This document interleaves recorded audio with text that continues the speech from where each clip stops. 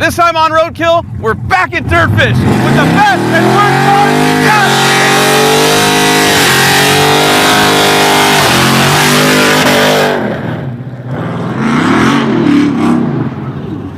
yet. It just shut off again. Our cars suck. They won't even stay long enough to shoot the intro of the show.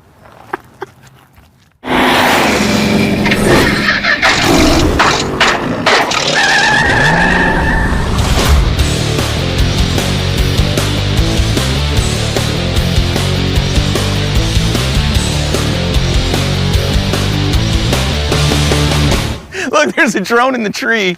We can't even make a drone stay in the air.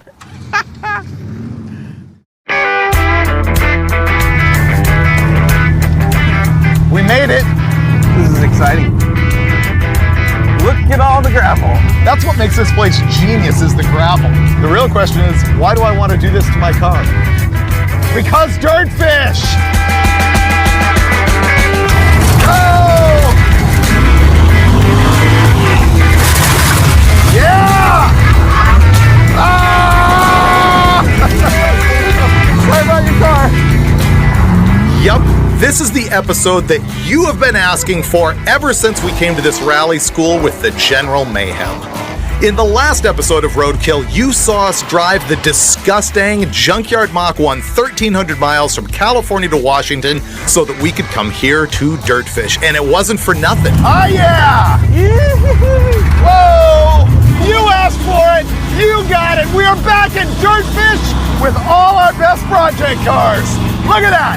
We got Laphonda, we got Datsun mini truck, we got the Mazdaratti, the Crusher Impala, the Hornet, Nascarlo, and of course, General Mayhem.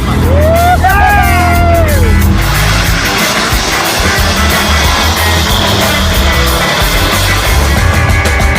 Yeah! Boom! Thought this day had never come. It's glorious. Look at that. We get to drive all of this on gravel. We got to decide who's going to drive what and who and when and how. We may have to fight, because I kind of want to drive it all. I know. Okay, so there's 8 cars, so we should each drive 4. I'll passenger with you in 4, you passenger with me in 4. Okay. I'm taking Impala so that you don't run it into a tree, because I'll be mad. Fair enough, I will. I'll take Nascarlo.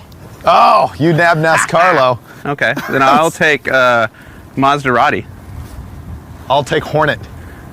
I'm a mini trucker, I'll take the Datsun. Really? You get Laphonda. I got Laphonda? Okay, so you are in Mayhem, Mazdaratti, and Nascarlo, and Datsun. Yes. Which leaves me in Disgustang, Impala, Hornet, and Laphonda. I feel like I'm winning this deal, I really do. I feel like I've already won, actually. There's no losing, we're at DirtFish.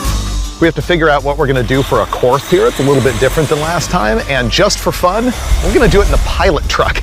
These guys transport our junk all over the country because it generally doesn't run and they take it to shows and stuff. And our favorite driver is Brian. We're also gonna have Nate from DirtFish, and we're gonna go find out how much fun we're gonna have. Notice this is wide, boys. You can use a lot of road here.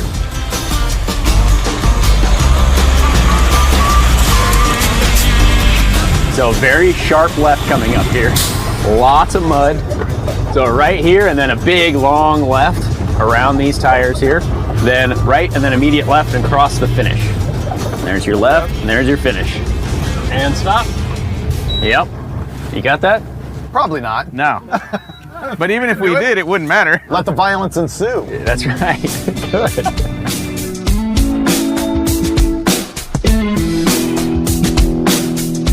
I say we save the best for last, which means worst for first. Which one do you think is worse? It's either the Datsun or the Laphonda. I don't even know if this thing runs. This rides horribly. So does that. I have no desire to even be in this, even though it's cute. This one, no windshield, no side windows. Let's take this first. No, let's Rochambeau. Oh, loser picks whatever they want. Loser picks. Yeah. Okay. Why not? Ready? Yeah.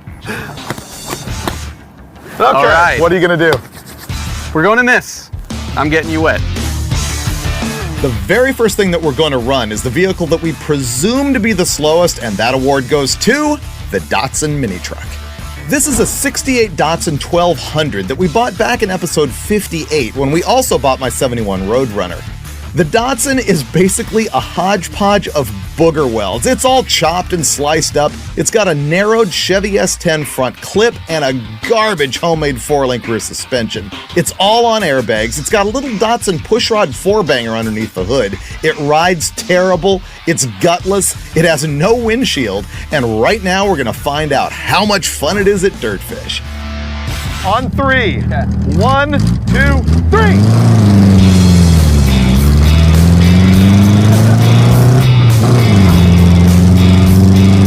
Go, you piece of crap! Oh, straight to the wall! Oh no! I thought you were gonna do it! Woohoo! Oh man, this is awesome!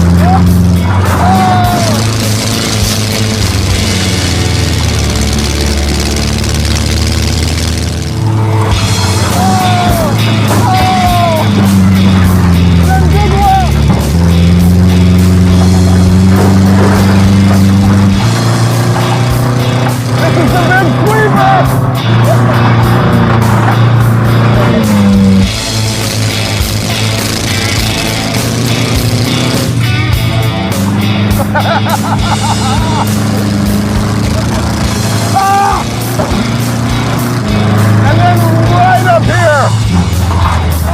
Oh!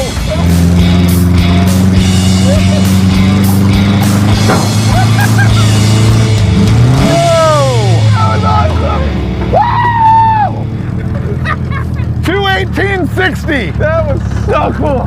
Oh, who cares how fast it is or isn't? That was awesome. It slides so good. It does. I was shocked. I had completely forgotten about this truck. I don't think the Laphonda is going to do quite as well. I'm in love again. We can't get rid of this. Oh, I don't know if I can call the mini truck good, but it was way more fun than we expected, and it ran 2 minutes, 18.6 seconds. Next up, Laphonda. That's gonna be a nightmare. I feel a little bad being the pilot on this one. This was your baby. I still have a lot of love for it. I just don't want to ride in it because it rides that horrible. I know. Let's get it over with. The next turdiest vehicle in line is Laphonda. This is our 1974 Honda Civic that Finnegan and I bought in episode 59, where we ran it against me in the Mazda RX-7. Remember, this thing has the engine swap in it, where we tore out the original 1200 and put in a 1500, but it runs terrible. Like, legitimately on 2 cylinders. The accessory drive is completely falling apart, and this is the worst riding vehicle in the history of Roadkill. Are you ready for this? You and Laphonda against the world. Oh, that's all it's got. There we go. Oh no, we're picking up speed now. Oh wow, that's bumpy. Oh wow, I can go 3rd gear even. Oh, I can feel the rocks hit the floor. They might go through.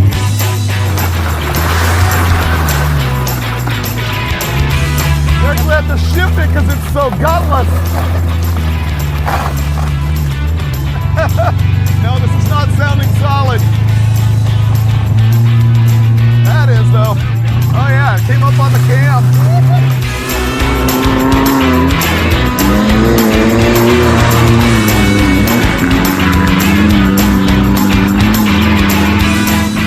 Oh, the brakes are terrible. Oh! This thing floats the valves at 1200 RPM. Race car.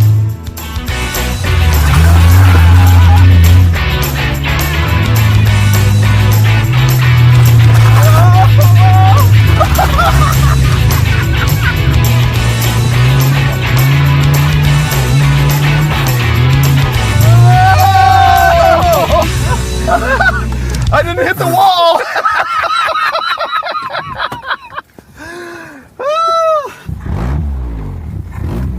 Ah, you're fine. You're not even close. 2.13175. Nice work. Did I beat the Datsun? By 5 seconds. Yes! This thing rips. Look how close that came to the wall. This thing rips. But now I want to know, can the Mazdaratti beat Laphonda? I don't know. Motor in the back, rear wheel drive, More power, light front end. no traction. Let's go find out.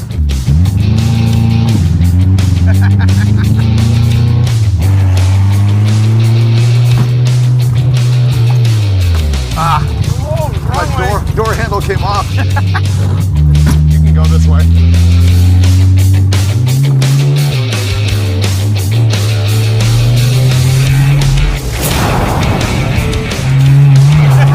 It came right in the corner of the door. Oh, and it died. Okay. I just gave it a wash, that's all. I thought it was. This was more fun than I expected, actually. It sets up so easy. I'm genuinely surprised by this. Man, the Laphonda isn't as much garbage as I expected. It was a riot to hold the thing at wide open throttle the whole time and just have the front wheel drive pull me through the corners. We ran 2 minutes, 13.75 seconds. You know what? Everything from this point on has ostensibly 8 cylinders. We haven't seen this thing since you oiled the drag strip. Well, that's true. Next up is the Mazdaratti Mini Pickup. Will it run 10s? That's the question that we asked when we raced this thing first at the Optima Ultimate Streetcar Shootout and later at Hot Rod's Drag Weekend. We bought this truck with an Olds 455 V8 in the bed, and it's powering the rear wheels through an Oldsmobile Toronado transaxle. We've drag raced this thing as quick as 11:20 in the quarter mile on nitrous, but we blew fluid all out of the engine, oil everywhere, and the transmission leaks like a lawn sprinkler. The interesting thing is all of the weight of this truck is in the back, so is it going to be like a pendulum just spinning us out in the gravel, or will it be fun? Okay.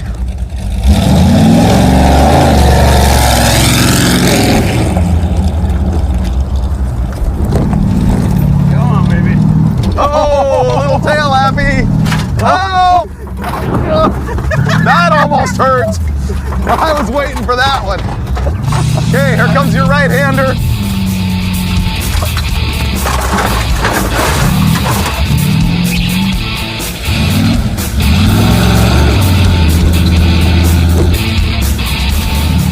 It's not carrying a lot of speed through You're this. not?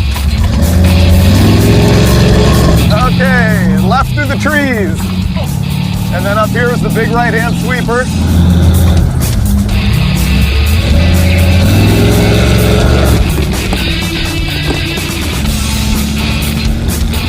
Chickening out. Not that I should encourage this behavior.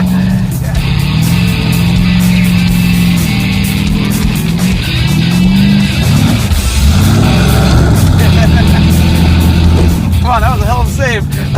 Yeah, There's where we're making that time. yeah. Until now. Oh, that hurt.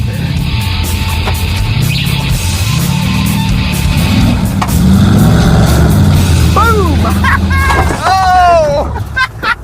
2-0. So fastest time yet, although I'd say it was not your best work. Good punt on the tires. There's a lot left in it, but I'm just happy to be alive because we nearly took out that building. Yeah. It's just so unpredictable. Thing is, I don't care about the time. It's the fun. Yeah. All right, so 2 flat, right? I don't think the Disgustang beats this. Are you challenging me right now? Yeah, I am. We should Okay, probably try that. Disgusting next. All I'm right. down with that. Remember, the brakes might not work. Ah, that's a good finale. I like that. You watched the engine too. Ah, the truck's clean. It's like brand new. So Finnegan wheeled the Mazdaratti to 2 minutes, 0.00 seconds, the best time so far. The next vehicle is the Disgustang, our 1969 Ford Mustang Mach 1 that we pulled out of a junkyard in episode 66. It had been sitting since 1982, but we recently blew up the original 351 Windsor engine and dropped in a 410 cubic inch stroker with the stock FMX automatic transmission. And yep, we drove this thing more than 1,300 miles to DirtFish in the last episode. Problem is, I love this car, and even though it's bashed and a little bit rusty, I really don't want to make it worse. So I'm going to be really careful not to slide this thing into a tree.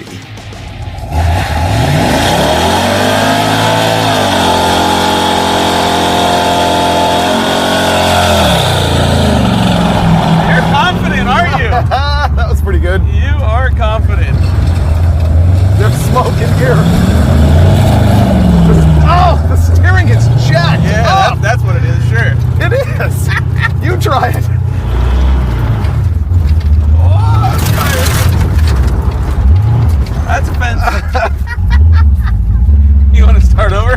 Nah.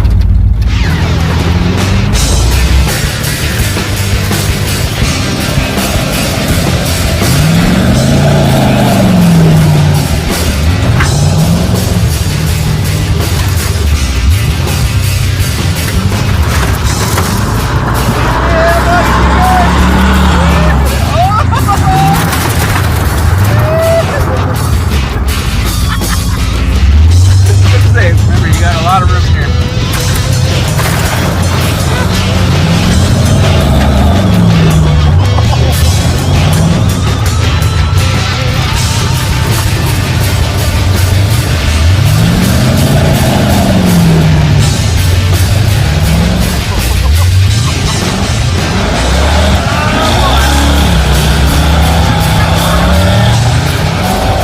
Told you I was gonna go easy. You ran about a 236. Doesn't even matter. I spun out.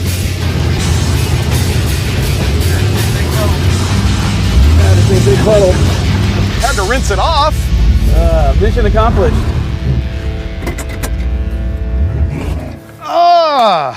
Okay. Wimpy but good. This car will be great someday when I actually fix it up the right way. So, never gonna be great. All right. Well, can you blame me? Yep, I went easy on the Disgustang, and as a result, it is slow. 2 minutes, 35.1 seconds. Finally, we're down to a real race car, the Nascarlo. You'll remember this thing has an oval track chassis underneath it. It's an actual race car. It's powered by a Chevy ZZ4 engine. It has a clutchless Jericho 4-speed, a quick change rear end, and a chassis that's been reworked for road racing. We took it and shortened up a 1971 Chevy Monte Carlo body and dropped it over the chassis. It should perform pretty well, but it's still sitting on Hoosier, dead smooth road racing slicks, and we have no idea how that's gonna work. Ready to end the day in the worst vehicle for suffering yet? Oh, what do you mean? Just because it's got no windshield, no side windows, The Nascarlo. holes in the floor. It lives. Sure, we won't go through any puddles in this one. Ready? Let's go!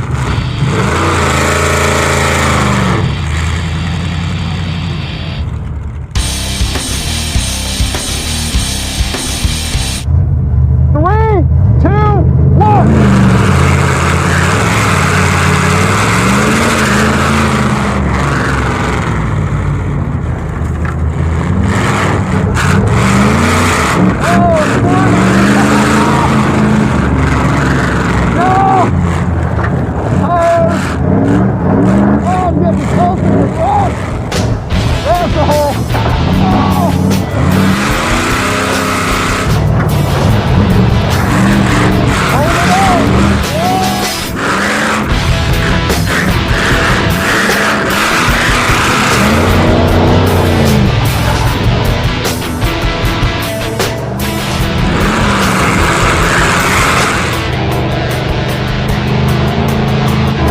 This is gonna dominate.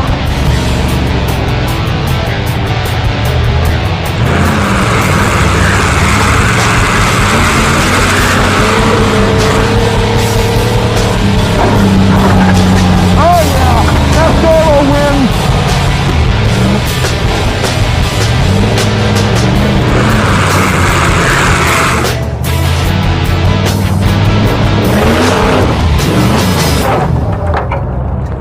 Stop. We have a flat tire.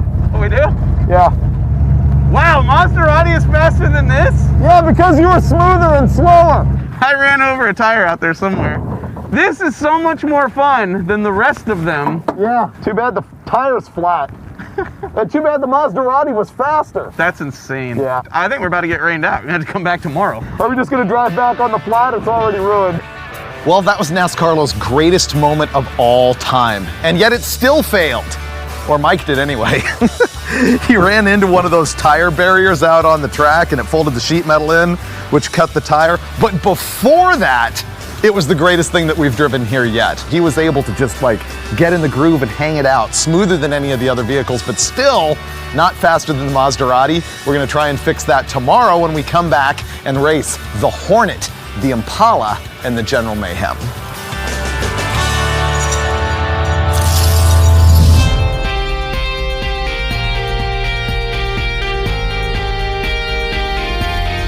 Morning! Looks like we're gonna get a second chance at the Nascarlo. Look at this. I did a good job on this one. We? Well, we're a team. Oh, okay. You know, when I'm losing, we're a team. Right. When I'm winning, that's all me. So here's how much fun this place is. We needed more laps than Nascarlo, and the cool guys at DirtFish actually robbed the tires off their 4Runner, stretched them on our dirt track wheels, and they're taller. So now we're about to use pipes and sawzalls to make these tires fit that car just so we can turn more laps. It's a 31, 10, 50, 15. I like it. It's gonna be bad. Or it's gonna be amazing. Well, it'll be amazing, but I mean, the hackage is gonna be excessive. Yeah, but long term, this car needs another body anyway.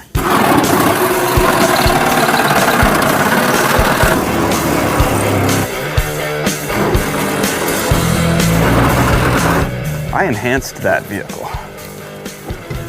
It fits.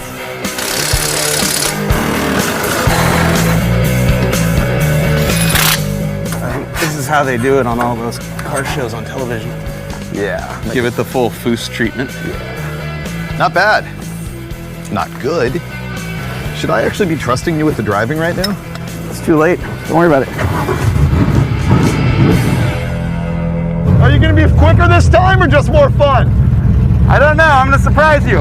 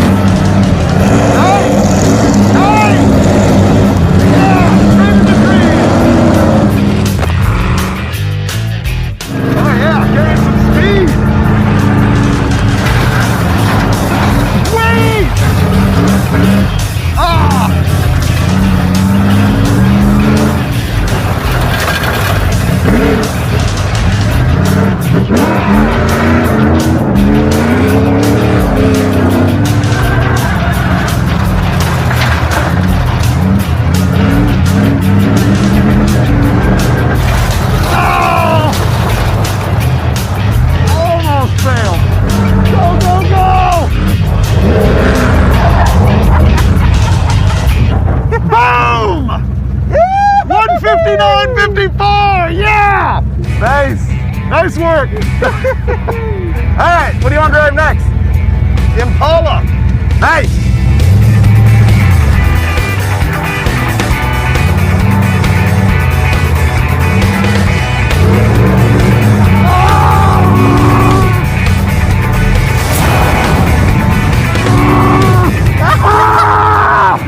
Oh man! Oh, it went down my shirt.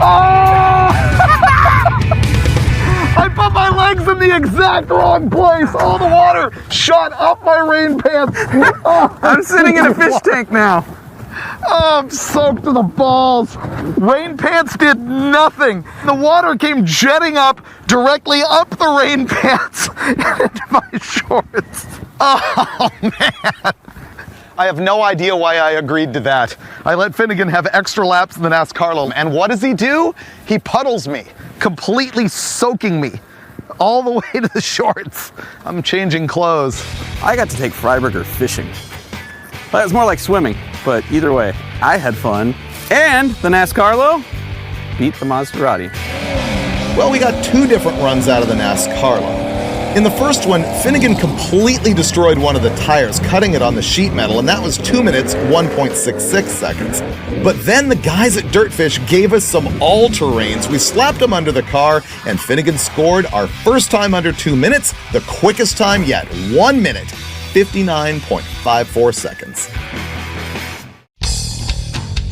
Ooh, the Crusher Impala. Fans have really fallen in love with this car, and so have I. Finnegan, he still just doesn't buy in. He really doesn't like the body style of a big old 69 GMB body, but it does have 489 cubic inches of Wyand supercharged big block Chevy and a lot of wheelbase. I predict this thing is gonna be a riot. The DirtFish guide loaned me some chest waders, so I'm set. And no, I'm wearing no pants under this. Homeless Dave is back. Ready for Impala? All right, 2 minutes flat. That's what I have to do? Yep, on 3. You ready? Yep. 1, 2, 3.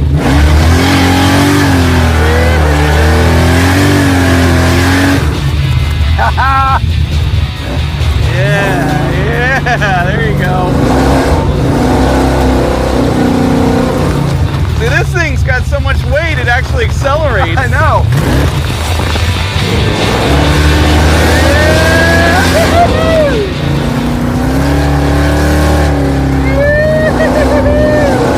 Nice!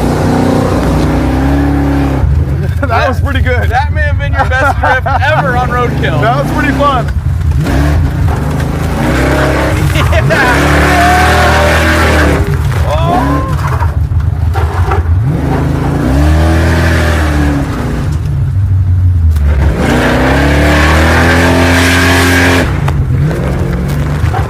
Dude, you are trucking. Go, girl, go. Left turn. Oh, that one cost me. Oh.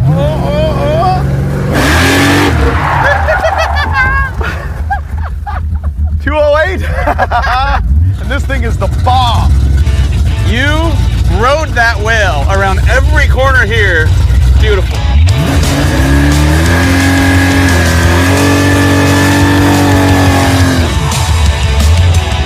I don't want to splash a bunch of water into the hood scoop. 180 this bitch.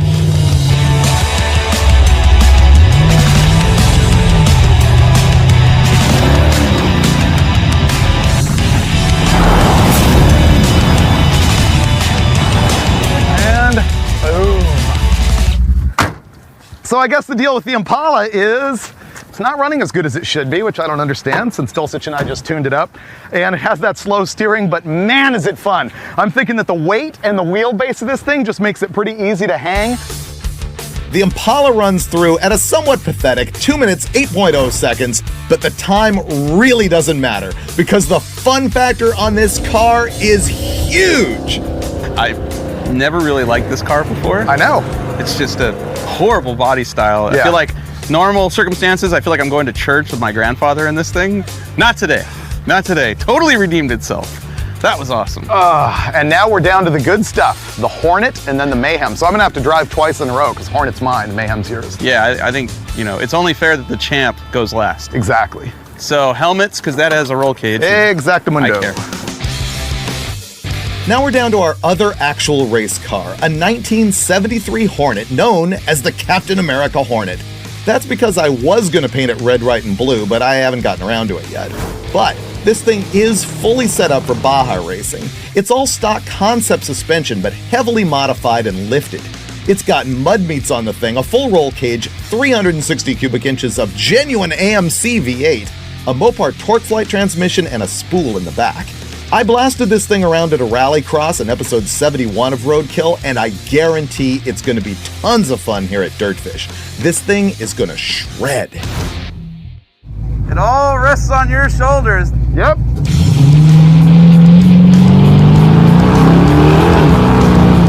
Yeah, there you go.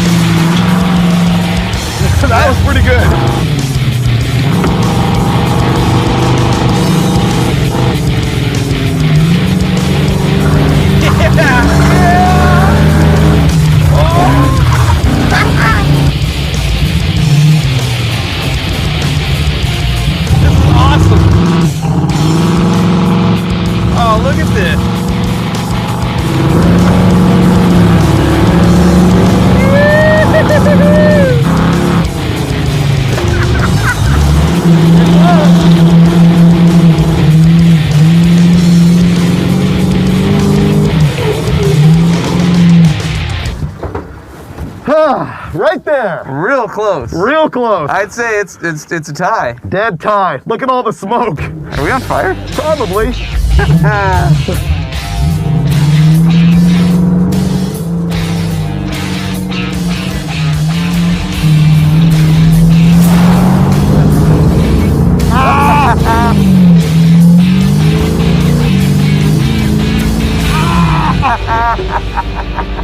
I just flooded myself.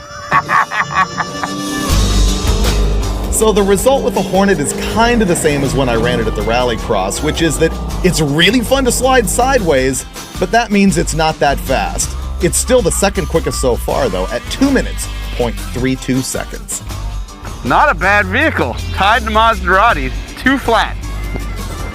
That leaves 1 car left. The champ. And now the moment we have all been waiting for.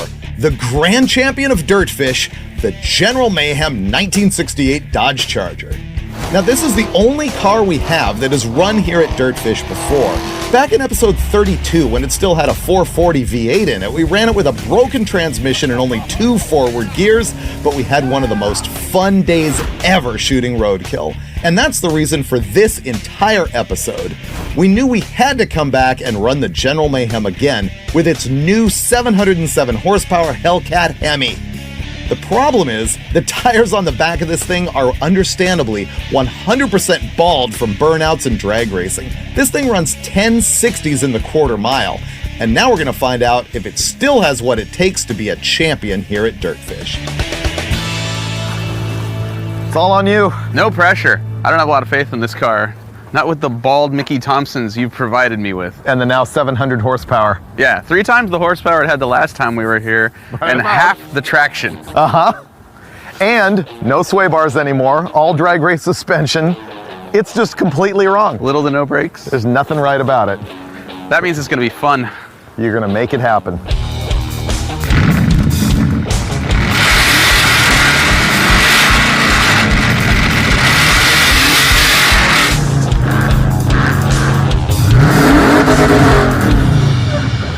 You think you can relive past glories? Oh, up here, I'm already there. Let's do this.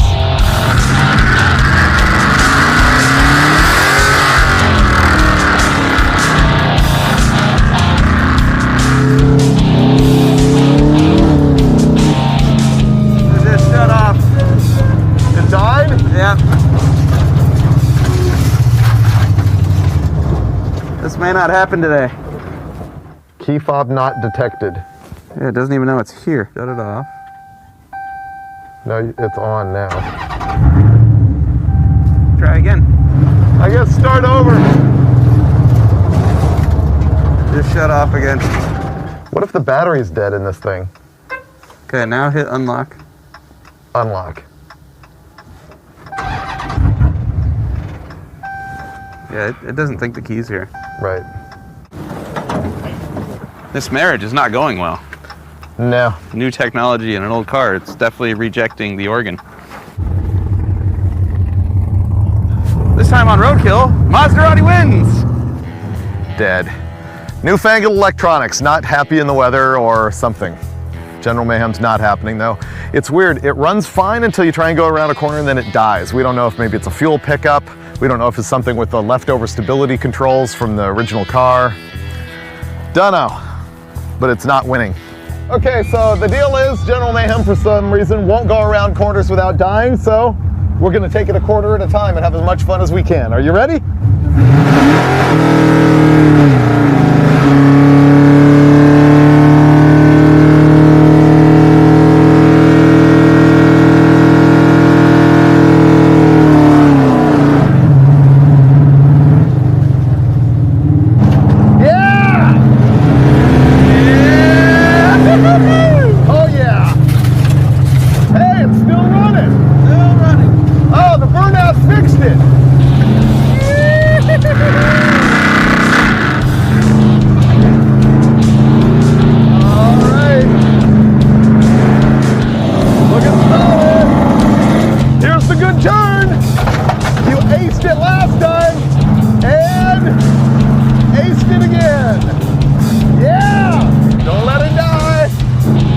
Oh, hairpin yet. And the heater's on. Oh, we're on fire. Yeah. It healed. Oh, dude. Burnout fixed everything. Burnout fixed it. Come on, baby.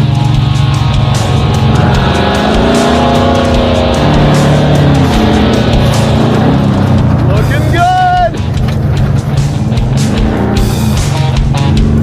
Oh, good line.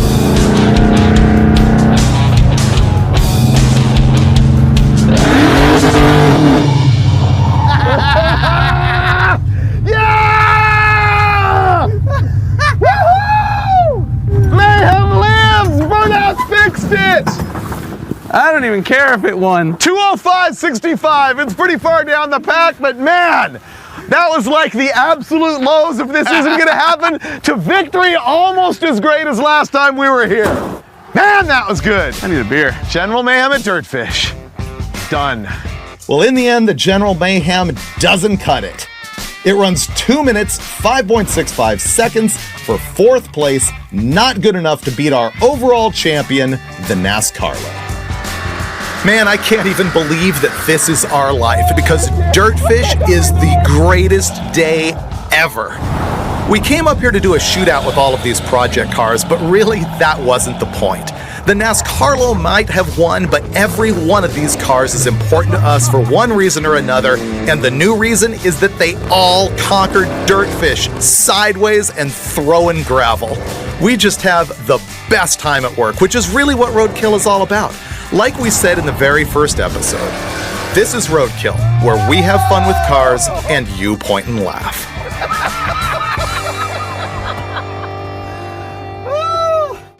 Support companies that support Roadkill. Buy your speed parts at jegs.com.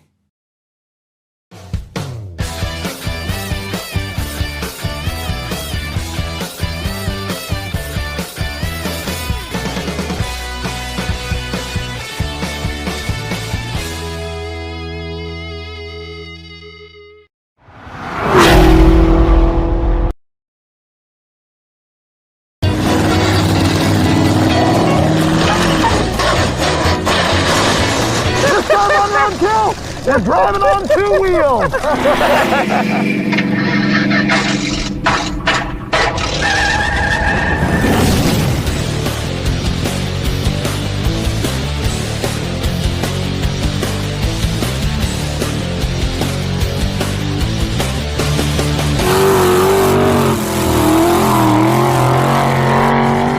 Boom!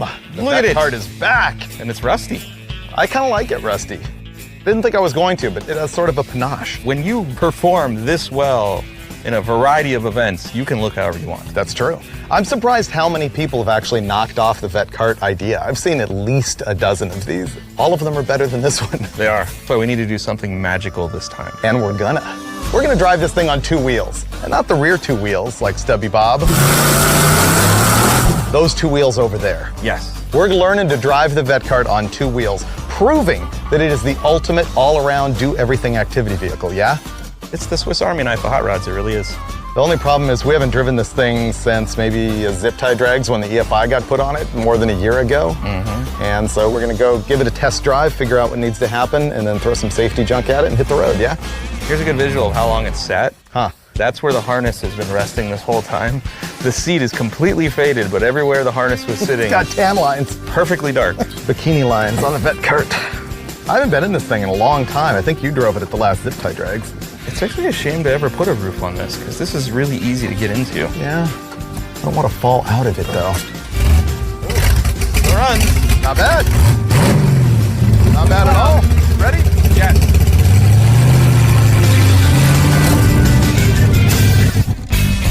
Think you need brakes in order to drive on 2 wheels? No. Okay, good. Then we're stuck.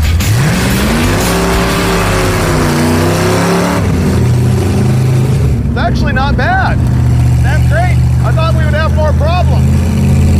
Just wait. Yeah. We really need to simulate the on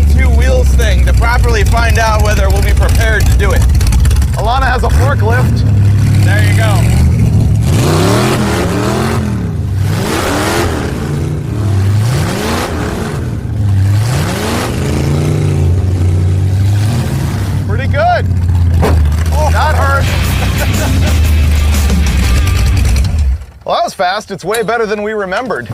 I think this is gonna be one of those rare roadkill moments where we let something sit for years, neglect it, come back to it, and just get to modify, not rebuild. I think the key is we didn't touch it. This thing's mint. I don't think we have any mechanical work to do. I think it's all safety. I mean, when we're up on two wheels, I don't want to like roll it over and fall out the top, so. I'd like my arms and legs to be contained a little better. My biggest fear is actually the fuel cell. It occurred to me that we really ought to figure out what is the worst case scenario and then simulate it. And that is car up on two wheels and then over on its lid. Freiberger, really not that bright, volunteered to strap himself into the vet cart and let me toss it on its lid. This is the best day at work ever. This is gonna be a roller coaster ride. This is awesome. So what we're gonna do is fire this thing up, pick it up with the forklift, and find out if there's any problems with it running at extreme angles. Because when we're driving on two wheels, obviously that's gonna be an issue. And then we're gonna flip me all the way over, and anything that gets crushed, well, we know that we're gonna have to fix that before we get out there and roll this thing multiple times. Then again, so looking forward to this. I'm gonna die. And we have a fire extinguisher handy. Allow me to hand him the fire extinguisher that we have. I want you to feel extra secure, so. Oh, great. Save that. Doc says you're gonna die.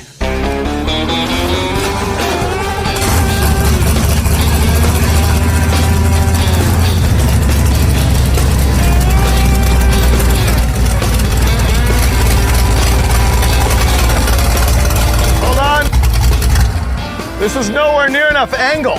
Yeah, I want to make sure the forks stay under it. Yeah, me too. Whoa, whoa, whoa, whoa. Stop, put me down quickly, fast. They're popping through the floor. Okay.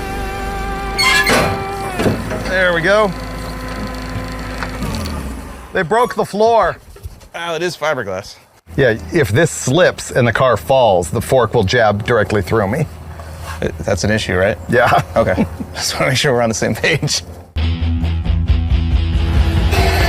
Might not work. You're right. Who knew it was so hard to flip over a vet cart? That's better. That's better. Should we see if it runs right there? Yeah, give it a shot. Running. Wow, this is pretty good. How do I look? You look like you're about to fall over. Okay, You ready? sure. There we go. Ah!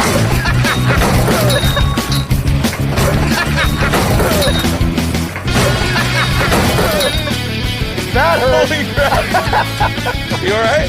Yeah, but it's spilling gas. Get me over. How about just get a bunch of guys and try and flip it? This would feel so much better if there weren't gas dripping. Aside from that, I'm pretty good. Don't worry, it's race gas. It'll evaporate. Coming down. Oh, that's the part that hurt. Woo! So, you guys all right? Dude, it didn't smash. It didn't smash anything. Including my head. How's the suspension? It hit pretty hard, both ways. Like when it landed upside down, it was a pretty good hit on the lap belt. Going back down, that hurts. Hey, but this all looks okay. The gas is the biggest problem. So we get a non-vented cap, and that solves the fuel problem. See if it'll run, because it was upside down for a little while. Yeah, there's probably oil in the chambers, but Oh yeah, it's gonna smoke. I think it'll be all right. Ready? Yeah.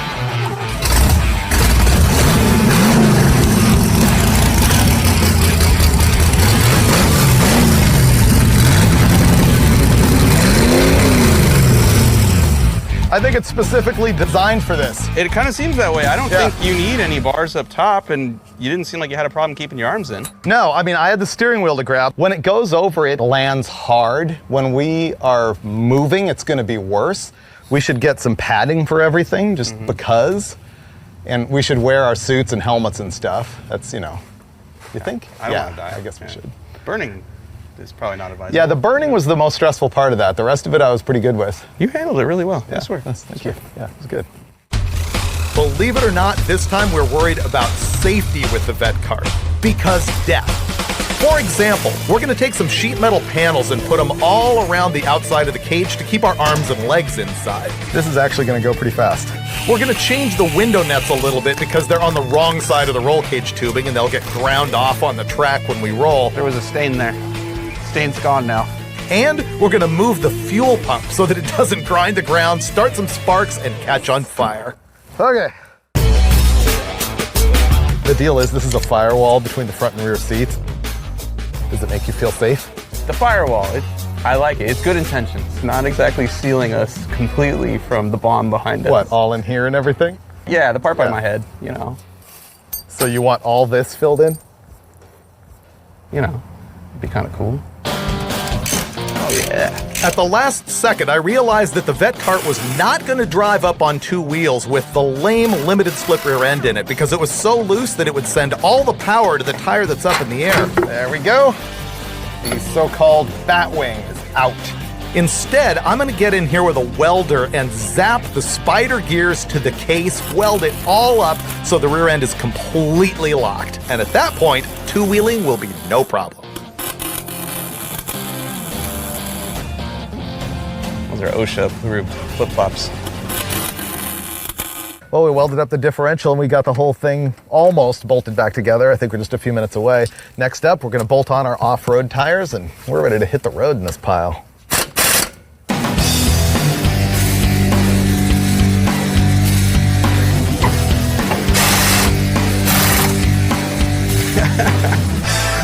This is how little backspacing there is, Freiberger. Huh. The brake rotor is behind the wheel.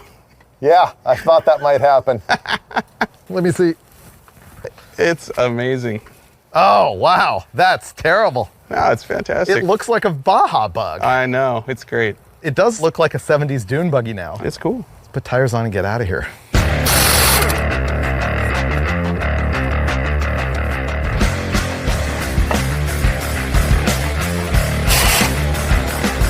Off-road supercar like that. I can fix our ground clearance issue over on that side, much the same way I fixed it on this side. It's like a tech tip. Tailpipes drag on the ground, smash them with your floor jack. I don't think I've ever gotten in this through the windows. I know, that's the one last thing. Okay. This is so much less convenient. Wow. I feel like I'm in a car now that it's got doors and stuff. Everywhere we go, it's going to be a thunderstorm of horsepower. Let's go. And we're off.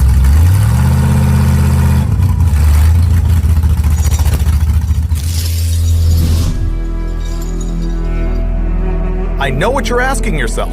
Why did they put off-road wheels and tires on the vet cart? Well, it's because our two-wheeling location was right next to Glamis, California, and so to prove the ultimate prowess of the vet cart, we are going to take it out in the sand dunes. Imperial Sand Dunes, Glamis, California. Woo!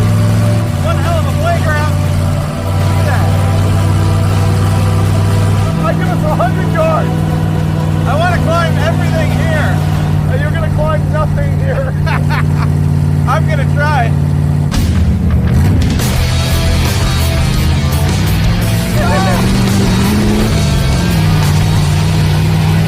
I already got sand in my teeth. Oh my God.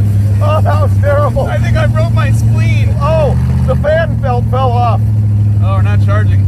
I can't stop here. No, you can't. Watch the coolant temp. Yep. Oh! Aside from the terrible part, it's not that bad. Oh! Remember my idea about jumping it? Yeah! You can do that alone. Oh, okay.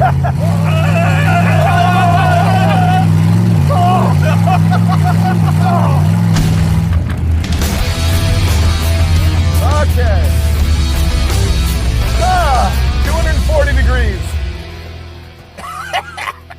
I'd call that a successful first test. The sand will polish my teeth, right? I'll look like a TV star. Oh, that was ungood. I'm not sure the strapping in was a good idea. No, I think that might actually, I think that's a good idea if you have a suspension. Can you fire it up?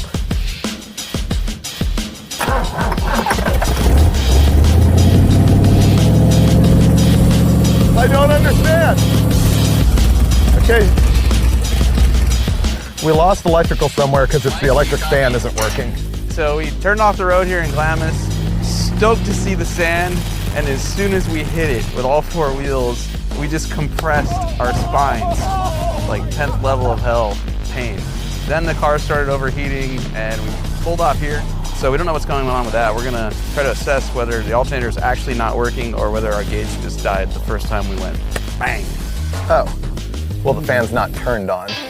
I am here to tell you the vet cart is not for whoop-de-doos. It is a whoop-de-don't. Every single bump in this thing is bottoming out about the 2 inches of suspension travel and killing our backs. I'm gonna tighten up the shock just a little bit and hope that it gets even better when we're really ready to put this thing into action. So now I'm gonna stand here and recover and enjoy as Finnegan takes off and tries to carve that bowl. Yeah! There we go.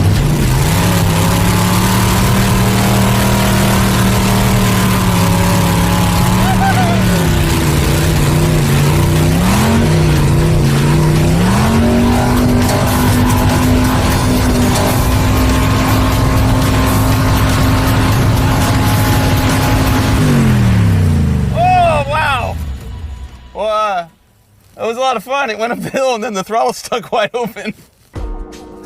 Hey, it works! Did you see how high it went? Yeah, that was way up there. The throttle stuck wide open. Really? Yeah. How's the radiator? It still looks like it's radiating. Really? I think we just had to fix the throttle. I thought maybe the bottom tank of the radiator came off. No, we don't have a breather, so it was motor oil on the header. Oh, okay, great. But dude, this thing works. Like, look how high you got. Yeah, I think we can go all the way up Competition Hill.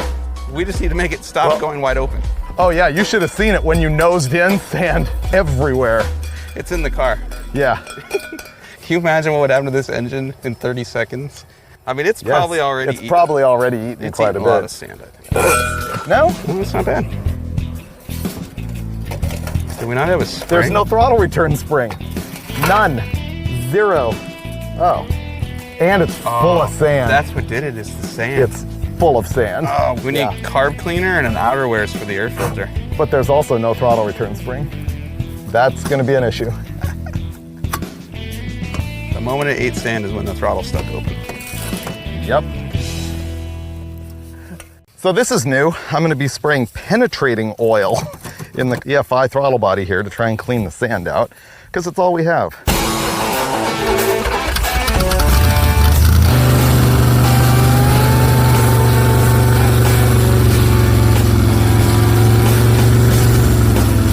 That's bad. Yeah, that's really bad. I think it's in the shaft. I think the sand's in the shaft. That's what I mean. I think there's grit in the whole thing. I think there's sand everywhere. Man, this is just what we need when we need precision throttle control for driving on 2 wheels. Yeah. Oh, wait. Try it.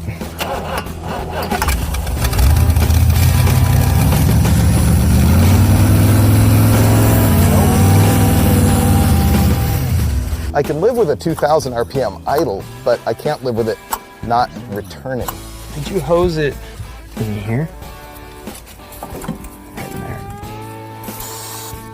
Now, of course, all the sand is just gonna stick there. It's better though. Yeah, that's what it was. Really? Sand here in the spring. Yeah, it's fixed. Oh yeah. Okay.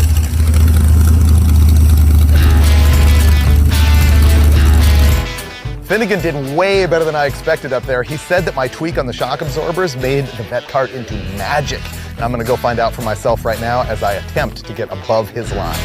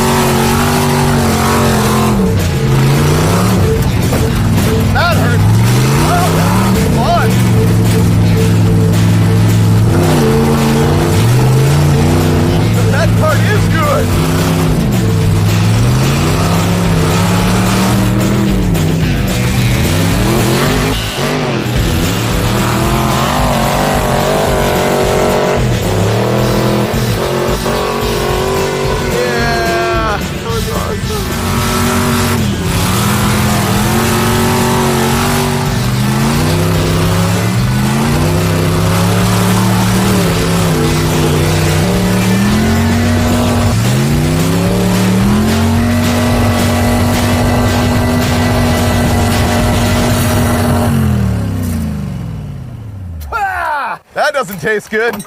It might be overheating a little bit. I broke it, but it was worth it. Woo! What did I do? Fan was turned off, that's why. Yeah! All that was the fan turned off again. Pain in the neck. It'll be fine. That was awesome. This thing's actually really fun. Man, I took a shower in antifreeze.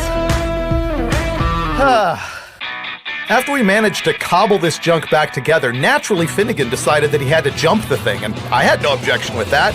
The problem was, it was getting dark, we couldn't find a berm that would actually pop the car safely without letting us plummet to our death.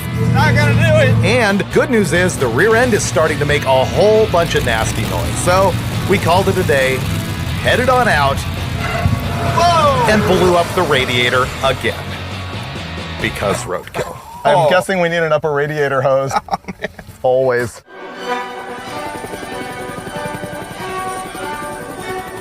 Now we're at this abandoned airfield in the middle of absolutely nowhere. I don't even know where we are, but this place has been out of business since like the 60s, and we're gonna learn to drive this car up on two wheels. It's called skiing the car. But first, we've got some general maintenance to do, like, for example, the rear suspension is completely destroyed now. All the bushings are gone, and the coilover is now rubbing the half shaft. And so Finnegan's here using advanced methodology with ratchet straps in order to fix this by pulling it rearward. And then we have to go up front and fix the radiator hoses because they're literally blown apart in two. And once that's done, then Jamie Smith is gonna show up and he's gonna teach us how to ruin it even more. How many times are we gonna be on our lid today? Well, if it breaks the first time, I think that's the end of it, but... Oh, but it's got ratchet straps now. Oh, okay, then at least 37. Okay. Yeah. So you can do the other side? Yes. Fixed? Ooh, not exactly. All I care about is that the coil spring's not rubbing the half shaft. It's clearanced itself enough where that no longer happens. Okay, it's pretty good. Yeah. You know, a single zip tie right here would just make this look awesome. We're just applying Band-Aids to duct tape on a screen door on a submarine. We're gonna replace radiator hoses, and they may very well fail again. No, because they'll be new. I won't be on the rev limiter the whole time, floating the valves while two-wheeling like I was on the sand dunes. I like your confidence that the throttle's not gonna stick wide open again. Well, that's like a good tech tip. Let's go ahead and fix that while we're here too. You know, when everybody says you guys have a crew that comes in and works on the car after you guys walk away, is there really any crew that you could pay to ratchet strap a rear suspension back together? Look how much sand is inside the filter. Can you hand me some CRC carb U clean or whatever they call that stuff? Cleaner carb. Cleaner carb. But back up. Ooh, look at the action on that. Oh yeah, this is gonna be great. Oh wow, it's wet sand too. Yeah. Oh, look at that.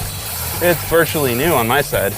You're making a swamp of brake clean soaked sand mud It's right like here. cologne. See this? Ooh. Do you have a match?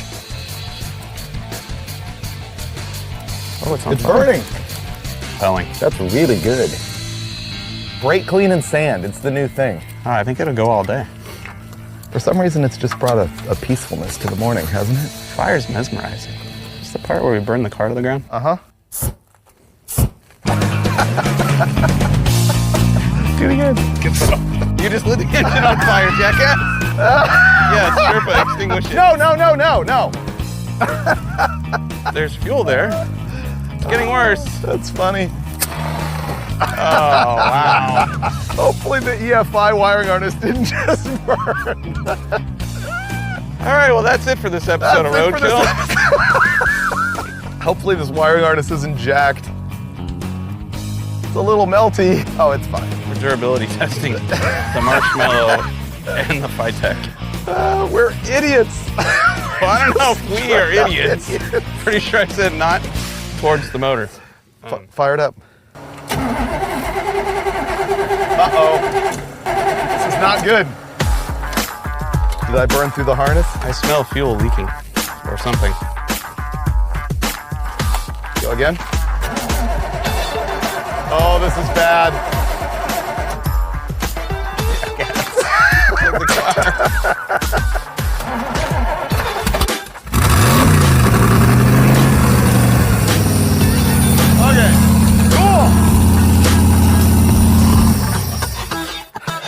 You couldn't even kill it with fire. That may have been the stupidest thing I've ever done on Roadkill.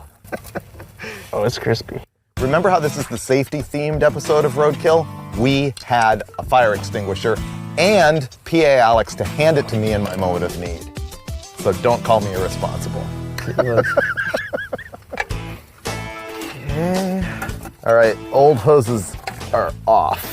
Before we get this thing up on two wheels, there's a few more things we have to do. New radiator hoses, and of course we bought the wrong ones. I'm sorry, did that get on you?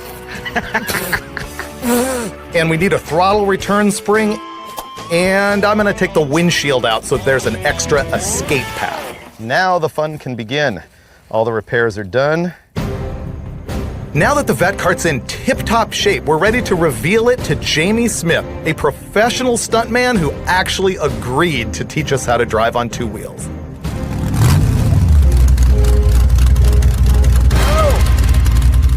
So, where do we start? We need some different tires. Oh, really? I brought 4 sets of regular car tires that could get ruined. And they have regular back spacing. These drive a little weird because of the 1-inch back spacing. The tires right now, instead of doing this, they're doing this. Right, yeah, they're going back and forth a foot. Yeah. Which is a little weird when you're on 2 wheels. Okay, so we'll fix that. Yeah. And on the phone, you said that the Corvette was probably the worst possible car we could have chosen for this. It's probably fun for almost every other thing because it's lightweight and high horsepower for the weight. But It'd make a better space shuttle than it would a ski what makes car. it so terrible? Wheelbase or? Low and wide. Oh, so top heavy is better because it gives you a bigger window? Is that kind of the deal? If it's narrow and tall, it wants to roll over. Right. This does not want to roll over. You're saying don't use this, we should be using that. Yeah. Right. Yeah. Exactly. Yeah. Where do we begin after we change tires? Well, let's do tires, and then I think I heard you say something about a ratchet strap on the rear. We'll make sure those are tight. I'm so excited to do this.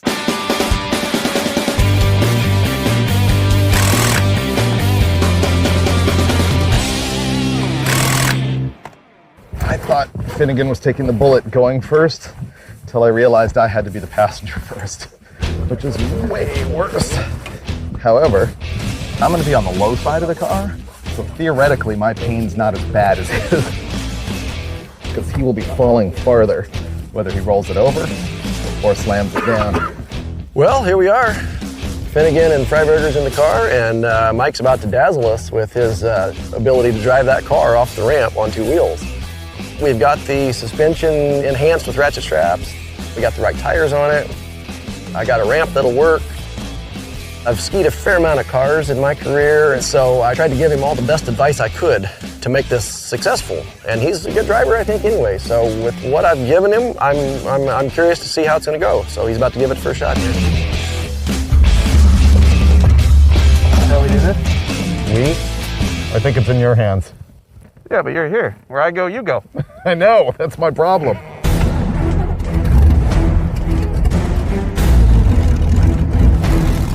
I told them to make a lap or two, just get in the gear they're going to be in, get their hands and their feet where they're going to be, and just drive past the ramp so that when you hit the ramp, you're already in your comfort zone. That's 1,800 RPM. That should flip him over nicely right there. That seems about right. How do you feel? Easy. All right, here we go.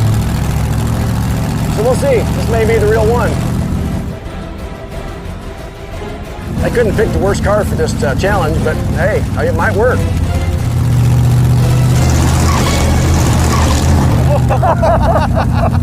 You didn't even hit the end of the ramp. Now it's hard to tell where the tire is. The ramp can be intimidating, but I think he's good. He'll get it. Still can't figure out where the damn tire is. Yeah, this is it. When I hit the ramp, it keeps forcing me off of it. Alright, so now I know what I'm doing wrong. I keep focusing on going up the ramp and then I forget to turn. I keep forgetting. You have to turn before the end of the ramp. Okay? It doesn't want to stay up.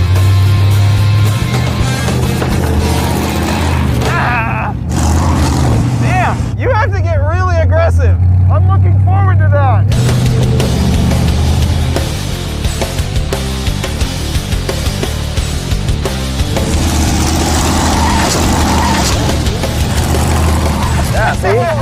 10, 12 feet further that time. He's now learning what it's taking to bring the car off the ramp and higher. Instead of the ramp doing the work, he's starting to do the work. Damn! I'm gonna go once more and then I'm gonna ask him for pointers. Oh yeah! Get it!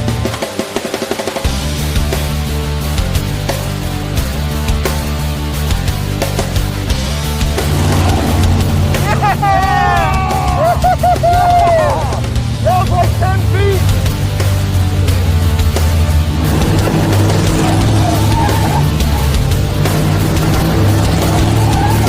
Damn! Alright, we'll go asking for tips. Why didn't we hire a masseuse for this shoot? This arm, like, I feel like I pull every muscle in this arm, death gripping this thing. You know, skiing isn't for wimps. Well, what I'm learning is like, you have to whip this thing. I didn't want to tell you that because I didn't want you just to throw it on its roof. Yeah, it doesn't want to go there. I could see improvements a foot, a foot, a foot, and all of a sudden you improved 10 feet. You lost the fear of the ramp, like, okay, the ramp's not a big deal now. Yeah.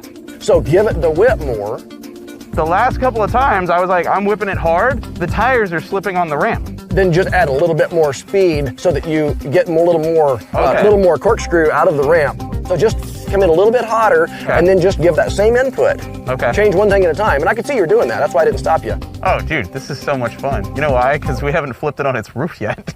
We? We haven't even come close to that. We haven't done anything. Oh, we're a team this time. Where I go, you go. Yeah. Let's do this!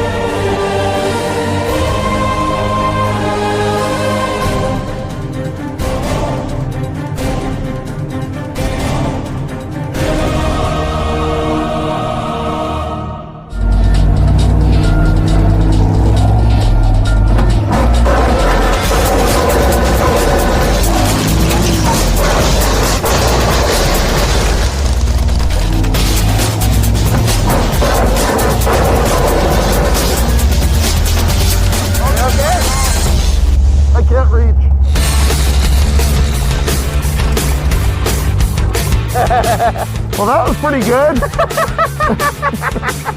See, you turned in the right amount. I mean, you felt it though, right? Yeah. But you just couldn't keep it one way or the other very long, could you? Oh, dude, it's over like that. Yeah. As soon as it's up there, it's over. Right, and that's what I'm saying. But once you did what I just told you, to bring the car to you, you had it for a second, but it's hard to manipulate it. Hey, are we unbuckling or flipping? What are we doing here? Let's flip this thing over. Oh, the poor vet cart. How do you feel? I feel upside down. One, two, three, go! Oh, that was great!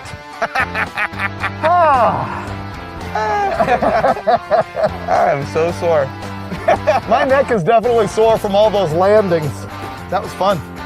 Actually, the rollover was legitimately softer than those last few landings. And the slide, I gotta be honest, I was like, I let go of the wheel and I went like this and I was like, this is kind of fun. My only thought was I saw sparks and I'm like, those are the sparks that are gonna catch us on fire. Yeah. I planned ahead for that. I have a fire suit, but no head sock, no socks, and no gloves. So yeah. The extremities, they weren't gonna work out too well.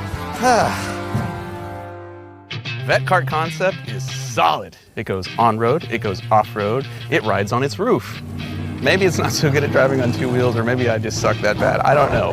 The only way to really figure that out is to either convince Jamie or David to get behind the wheel right now, even though half the roll cage is just ground off from that awesome slide.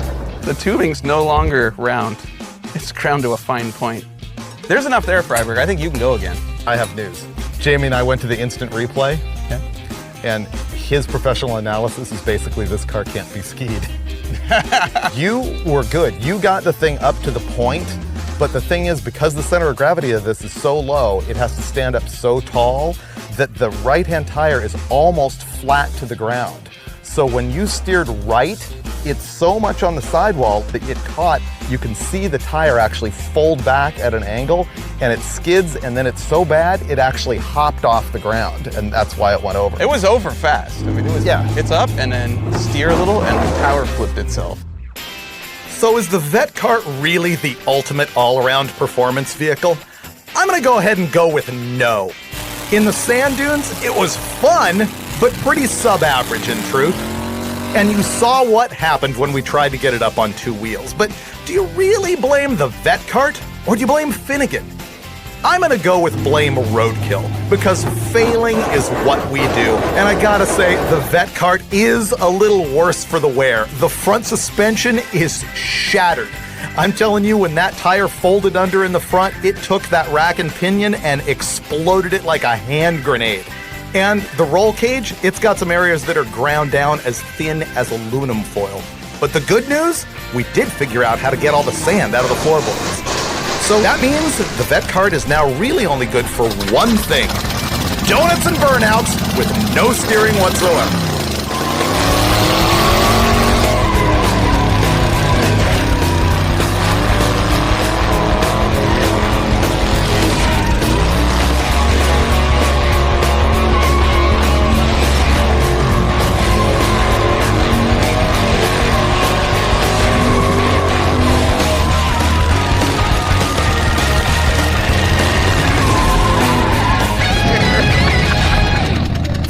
I can't leave you without getting some good two-wheeling action, and the good news is our ambulance driver, he offered up his personal Scion minivan, and stunt driver Jamie looked at that thing and said, you know what?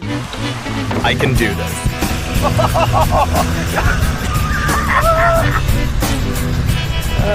How's it going? Going pretty good. Yeah? It's the strangest day ever. Yes, it is. I just feel so comfortable and at ease. Do you now? Why, because Finnegan's not driving? Yeah, exactly. Whoa, holy cow. That was a little close. I felt that one. So what if I start throwing my weight around back here? Go ahead, try it. Wait, I don't want to go on the roof. I know. It's a good thing our ambulance driver had a spare Scion sitting around. Right. Oh, did I mention I'm going to set it down? No! I bet we have white walls now. The Scion XB, clearly the superior vehicle. Jamie, clearly the superior driver. Support companies that support Roadkill. Buy your speed parts at jegs.com.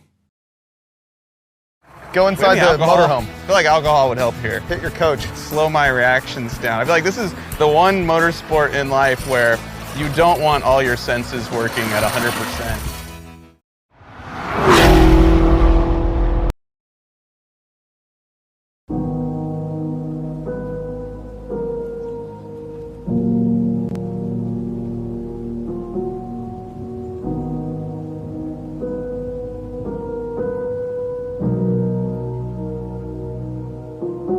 Fed up, I'm fed up. Fed up, fed up, fed up, fed up, fed up, I'm fed up. Fed up, fed up, fed up, I'm fed up, fed up, I'm fed up with the drugs. Fed up with the fake love, put a gun to my brain, go bang, I'm fed up with the drama. Got a creep for my mama, cause I don't think I'ma live too much longer. Fed up, fed up, fed up, fed up, fed up, I'm fed up. Fed up, fed up, fed up, I'm fed up, fed up, I'm fed up with the drugs. Fed up with the fake love, put a gun to my brain, go bang, I'm fed up with the drama. Got a creep for my mama, cause I don't think I'ma live too much longer. I'm fed up with the fame, I'm sick of reading my name in any other way that I intended. Fed up with all of these motherfuckers misunderstanding me. I'm fed up with the ones that try to say you a fan of me, but then they turn it back and motherfuckers abandon me. You think I'm sitting high with everything, but now can't you see I'm living in reality? I struggle in a fantasy, in $1 million couch back then I was in a van. Wound up in the wrong mindset, man, I wound up in the wrong set of friends. On a band, so bend the road, we throw, never go back now. Separate to someone who cares and nobody listening on. They left you on red again, never again. I will put my faith in a religion. Not gonna say they gonna make me understand I'm just a bad hand. Fed up, fed up, fed up, fed up, fed up, I'm fed up. Fed up, fed up, fed up, I'm fed up, fed up, I'm fed up with the drugs. Fed up with the fake love, put a gun to my brain, go bang, I'm fed up with the drama. Got a creep for my mama, cause I don't think I'ma live too much longer. Fed up, fed up, fed up, fed up, fed up, I'm fed up. Fed up, fed up, fed up, I'm fed up, fed up, I'm fed up with the drugs. Fed up with the fake love, with a gun to my brain, go bang, I'm fed up with the drama. Got a crave for my mama, cause I don't think I'ma live too much longer.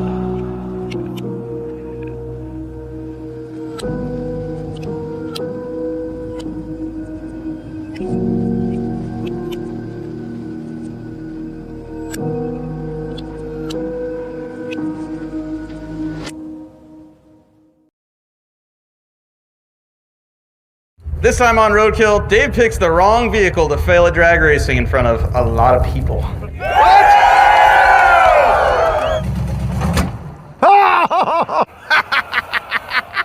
Okay, wait, to be fair, it was the right vehicle for failure, right? Yeah! Thank you. We suck! Again.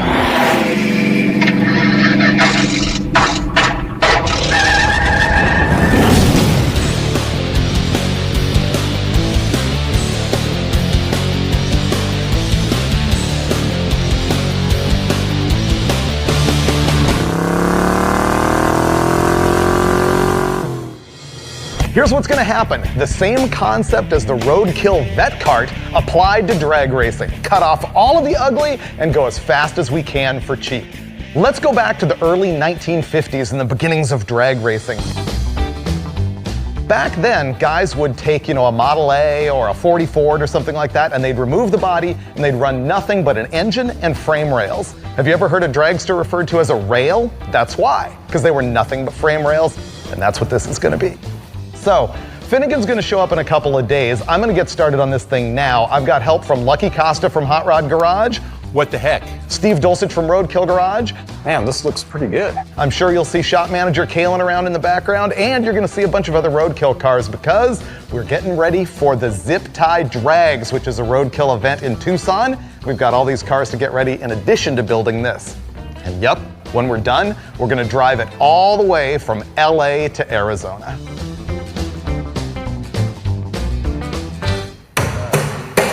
Truck's a little messy. I think it was used to haul contraband. It smells kind of bad.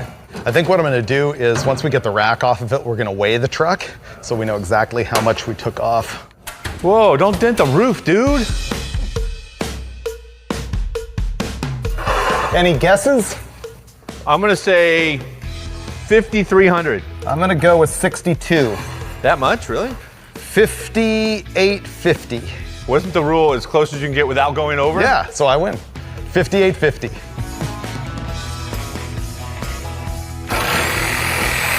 Here it comes. Great. Our first performance upgrade.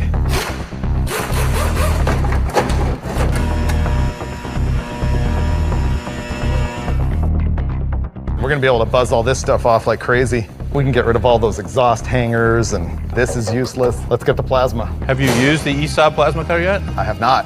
This is just butter. Really? This is butter to that break thing. it out.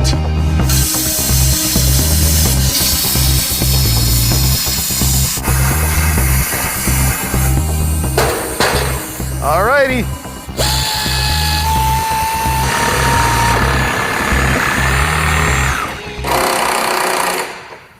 That is some stinky rubber It's not my kind of rubber. from the weed truck. Here it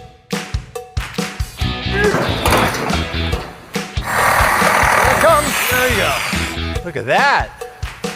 Let's just go drive it around right now. So much easier to work on now. I'm debating if we should cut the roof off. See, at this point, you got to decide about the functionality we're going to have and the massive weight reduction that I'm going for, and of course, the style. That's what's important here. I'd really like to get rid of as much of the body as possible and just have it full tube like the vet cart. The engine's much further forward than I thought it might be. You're thinking crazy stuff right now, aren't you? Oh, I'm having evil thoughts right now. Realizing since we have this big, humongous frame, instead of shortening it, what happens if the engine goes behind the driver? The engine in trans is 64 inches. Wait, what did you just say? What? You're gonna put the motor back here? That's what I'm looking at. If the front of the engine was right there, I think there's enough room for a little stubby drive shaft. We would flip the axle on top of the springs, and I think it would be like a drive shaft this long. less drive shaft to break. It is. It'd be really easy to do. We just made the decision. We are moving the engine to the back and we're not going to use the body at all. It is going to be full-on dragster. This is going to be great. A gigantic dragster. Yeah, it's a truckster. Okay, we'll get busy.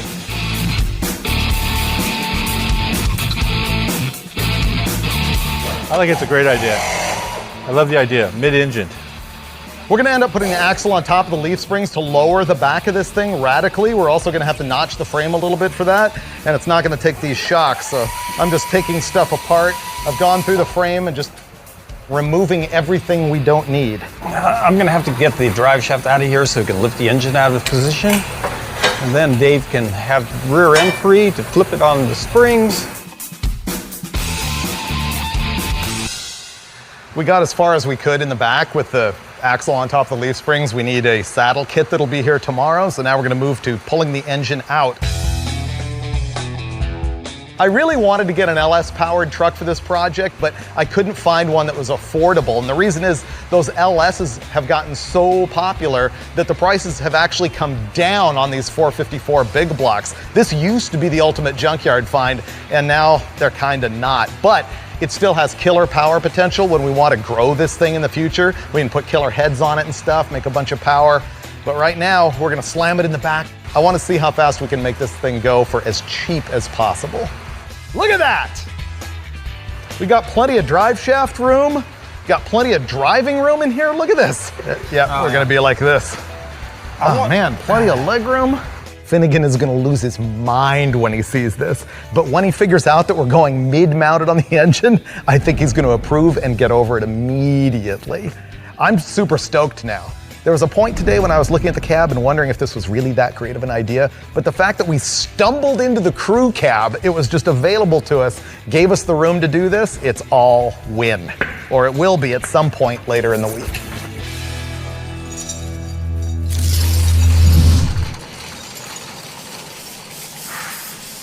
Day 2 and we've already made a whole bunch of progress on this thing. I can't believe it's this far gutted. So Steve is gonna work on the engine a little bit. He's trying to get some broken studs out of it.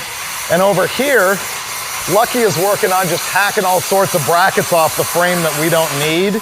So for all the people out there that do their amount of modifications of frames, they come across these rivets, which never come loose unless you crash into something.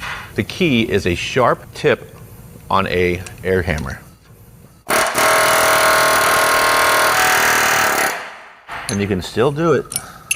Cut the head off, punch the rivet out, done.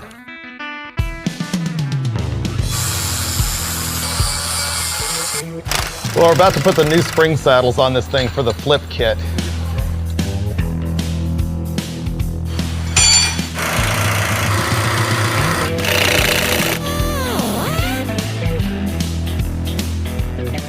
Well, those springs compressed pretty good, didn't they? Yeah, you made us take all those leaves out. Yeah.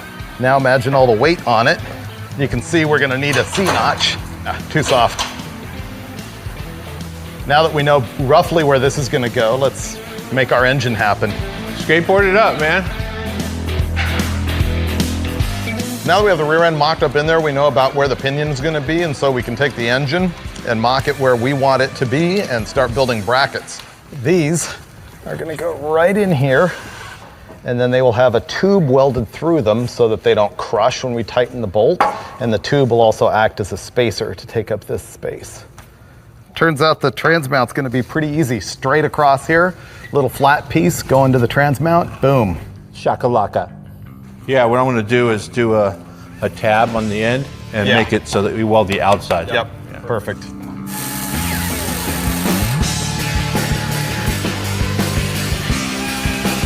I'm gonna start making the floor in here. This whole thing is not really happening like in an order, like finish this job, move on to the next one. Everything is sort of intertwined. It's like now we have the rear end partially mocked up, therefore we have the engine partially mocked up, therefore we were able to partially mock up the seat, but before I lock the seat in position, I wanna do this. So it just keeps getting, more jobs stacked ahead of the next in order to get it done. Lucky's over there making a trans cross member though. We'll get that finished soon.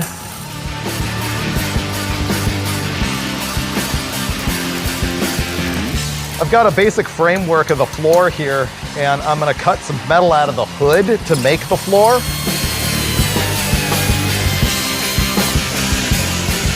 One of the biggest jobs we had was getting the motor mounts figured out. We needed the engine pretty well centered and parallel to the frame rails.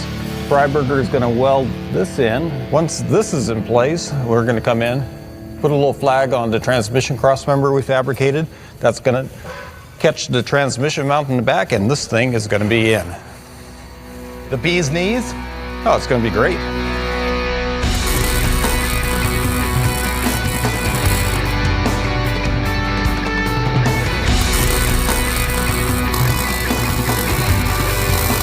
We just got the engine and trans in for the final time for the first time, so that's pretty good. I'm happy. Yeah. Once I put the seats in, I feel like the visual will come together because I can start to see like where the roll cage is gonna go, and I'll feel better. Ooh, find out if the headers fit. Going to fit like it was made for it. Like a glove?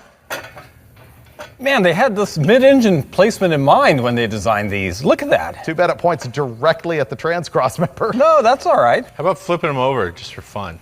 Do they fit upside down? Oh, that's pretty good. Yeah. Inside the frame rail. It is pretty graceful looking, I'll give it that. That looks crazy. Yep. It definitely has good flow, just like stylish. Here, let's see if this is right. I mean, Yeah, it seems, with a floor, that seems right. I'm like a straight line to the steering box. Yeah. I just can't wait to see you drive past a weigh station and the cops run for their cars to catch you. This is actually the old roll bar we never used for the Datsun. And it almost fits. If we cut it shorter, it will.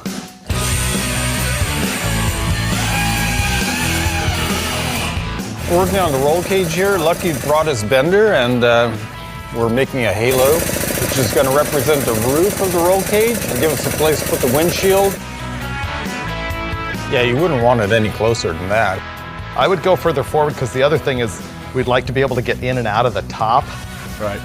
And we're going to put an X in it.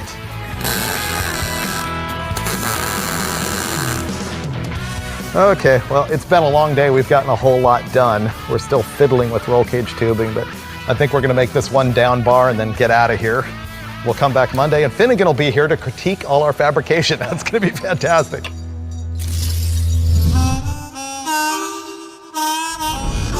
About a little bit, yeah, you're right. You mean because it's bent too much? Yeah, well, I think I just didn't give it enough. Oh, wow. But this, hey, We're so busted. what's happening? The motor's in the back now. You saw it on Instagram, didn't you? I like that the motor's in the back. Yeah, it seemed like the right thing to do. This is fantastic. We saved so much welding by not having to cut the frame. Have you weighed it? No. That's a really good question. That is the question. I think it's going to weigh 3,000 pounds and we're done there by negating the whole concept, but we're going to have fun. The headers are a nice touch. Yeah. I like that they'll warm the tires. And if anything goes wrong, they'll throw oil on the tires. So Ooh, that's a good point. I like that. So everything is engineered for a reason. Yeah. Now back here is going to be like radiator, fuel cell. There's a lot to do. 4 days. this is not going to wheelie. No.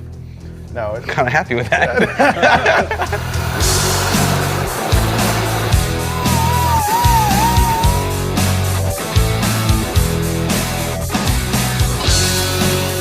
So we're really not going to do too much to the engine. The TBI here, it has to go. We're going to change that and put an aftermarket aluminum intake manifold, a budget 4-barrel carburetor, and best of all, we're adding nitrous.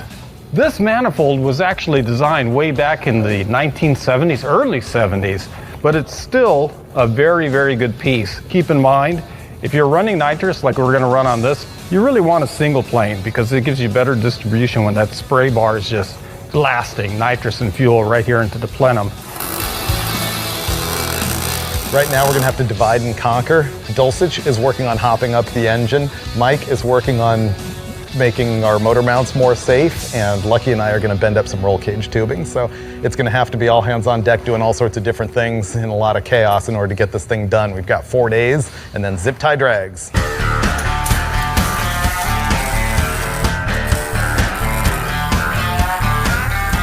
Right now I'm using a hole saw type notcher. This fish mounts the end of the tube so that it'll fit into the upright like that, so that there's a nice seam where it can be welded. Kind of not the right tool, but it works. The thing about nitrous is, it's just so darn easy to install. I've got the fittings and lines installed just kind of loosely, and nitrous is blue, fuel is red. And right here, I'm capping it off with the Brawler carburetor. It's a double pumper, it's all aluminum construction. Basically, on the spec sheet, I'd say it's a pretty good unit. We'll have to see how it runs, but probably pretty good. Yeah, we're figuring out how to use the stock truck steering column here. And by we, I mean Lucky. It's because you really need that cruise control when you're driving a mid-engine, 1-ton drag buggy. Now, brake pedal. See if it works. From the truck. All right. So the idea was to use the stock pedal box out of the truck. We're gonna go ahead and use part of it. I simulated the firewall and dashboard cowl with this bar, so that holds the steering column. The pedal assembly pivot point is still out of the stock pedal box, and I'm just really sad you're catching all this on video, because if anything goes wrong, it's me. The roll cage is rapidly approaching good enough. And so we're moving on to some accessories. We decided to take our original radiator and mount it back here like a little bit of a wing. This thing visually needs like some weight back here because it's so front loaded. And so the radiator is gonna go there. Obviously we're gonna need to plumb all the water, and then we're gonna have a fuel cell here, and I think we're gonna hang nitrous bottles off the roll cage. As you can see, we've got the radiator mounted. Lucky made these really cool brackets, and it's all nice and tight. What I'm gonna do now is figure out where we're gonna mount the fans. We've got two of these big, round electric fans. You don't want them up here because the wind's gonna be blowing this way, so they have to be mounted back here. It's as though it's made for it. So that's the cooling system. It's almost completely set up. We're gonna use this as the firewall, only it's behind you in this car. I'm gonna cut this section out right here and put it between the water pump fan belt and the back of the front seat. It's all about recycle.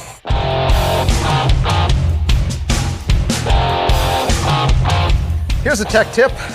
Kalen found a set of these old Flowmasters sitting around, and you can see that they're like 2 1/4 inch pipe, which obviously we don't want for our fire-breathing big block, but you can hack the end off of it like I've done right there with the plasma cutter and open it up to a bigger size. And then I'll be able to weld the exhaust tubing directly to it like that and have better flow. Obviously, I'd like to get it past the radiator. What I'd really like is for it to end right there with a turnout. That would be key.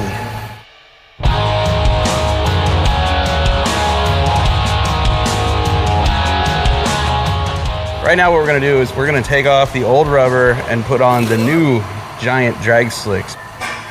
These tall tires just undid the benefit of our 410 gears, but I don't care. That's gonna affect how this thing sits. We're gonna eyeball it and go, all right, hey, we want the front lower, the back lower.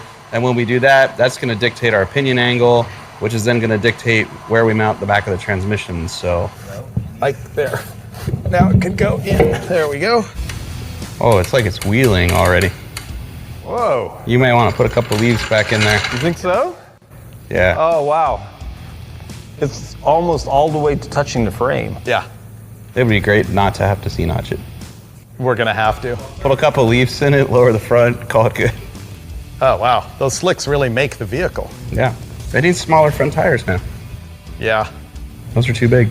Well, now we're down to 2 days. We've officially named the vehicle the Ugly Truckling. That came off some fan on Facebook whose name we don't remember, so we can't credit him. And we have a whole lot of stuff to do, and I've marked the stuff that's optional, and it's only just a very few things. But we still have 4 guys working on it. We have less than 48 hours to get this thing running and driving and road tripping to Arizona.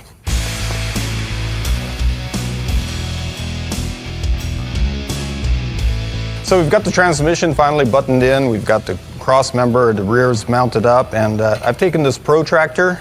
I measured the angle of the drive line here.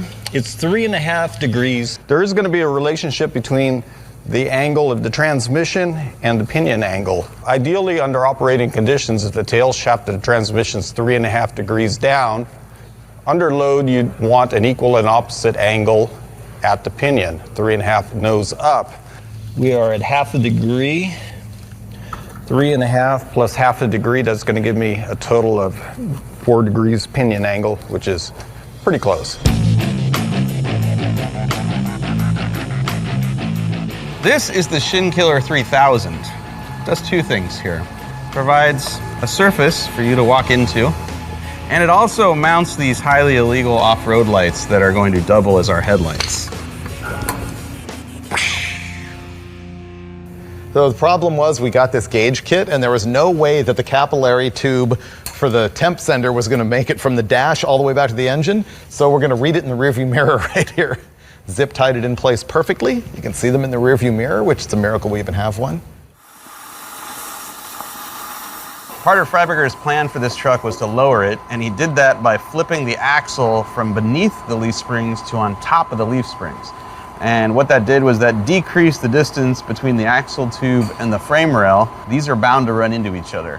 So we're gonna cut this out by about 2 inches higher, and then we're gonna take these Beltec bolt-in C-notch plates and burn this thing in. Everything that we brought to 75% yesterday is at a solid 80 today. Most of what's left, I think, is like plumbing and wiring and mount the fuel cell. So I think we're gonna get on some of that stuff tonight, and we'll be back tomorrow for the really boring moments leading up to the fact where we actually start it and drive it away. Which is only 497 miles from here. I'm sure we'll make it without incident. We got this! Yay, team!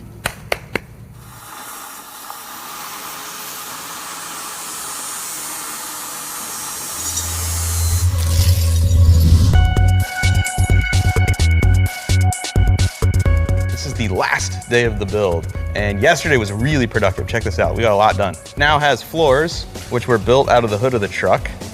We have 2 seats with seat belts. The motor and trans fully locked down. We have a drive shaft safety loop. We have limiting chains. So when Freiberger jumps this thing and the axle comes down, the drive shaft doesn't pull apart and fall out, and when he lands, turn into a pogo stick and kill him. I mean, this is beautiful. The fuel cell's practically, yeah, that's in there. I mean, it's practically ready to go. Our spoiler's almost done. We'll be out of here tonight, for sure. Not late at all. How's that trans controller coming? It's not here, but it will be. We'll be fine.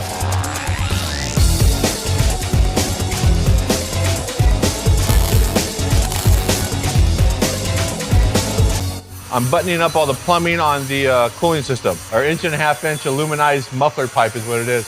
The cool thing is it's treated on the inside and the outside, it won't rust.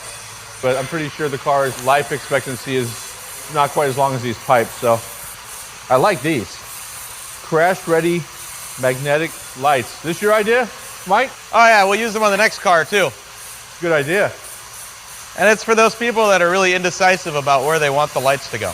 Right. So we've got 1-ton coil springs in the front of this vehicle. We've removed all the weight from the front of the vehicle, so that is way too much spring. I'm just gonna plasma cut the spring out of there. That is called doing the wrong thing the right way. Oh, these springs, that's cute. a lot lighter than what was on there before. Okay, so we went in the catalog and we looked everywhere for a 1-ton truck coilover conversion. We couldn't find one. Plus, the engine's not here anymore.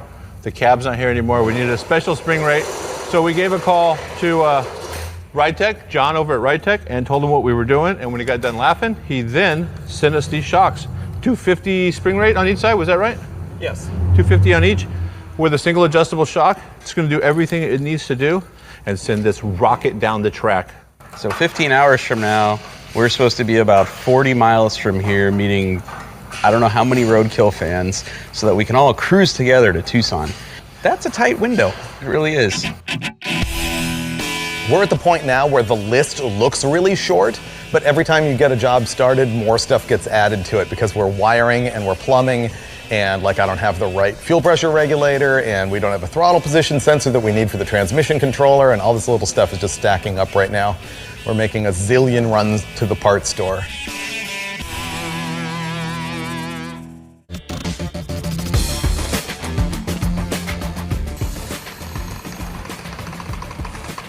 That's too low. Yep. That's got 0 spring. I'd say it needs to crank up more. We've got a coil-over shock absorber that Ride Tech sent us, and it has an adjustable ring that goes up and down so that you can adjust where the bottom of the coil spring is, which raises and lowers the vehicle. How's the spring rate? Perfect. Look at that. This thing is just sitting beautifully. So can we check fuel system leaks? Do it. You ready? Whoa, flow bowl's just filled up. That's crazy. Life is good. Okay, fuel system officially handled. We're pretty close. Let's put wheels and tires on. I like those off-road tires, Dolchek. We're about to go on a test drive finally. And I like having things legal. The moment has come. We're actually gonna fire this thing up and drive it away.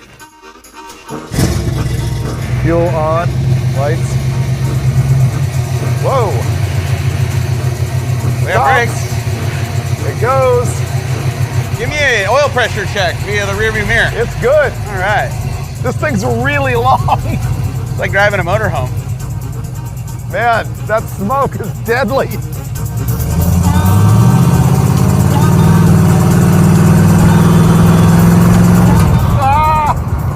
Oh, we need goggles or a windshield or helmets. This is bad. So the Trans is doing everything it's supposed to? Yep. Good enough for me. Let's get on the road. All right. Ready? Hit it. Ah! This is undrivable. How do people ride motorcycles with no helmets? I think they're bitter. The bitterness gives them a protective layer. Look at the inside the air cleaner. Crank it. Uh-oh.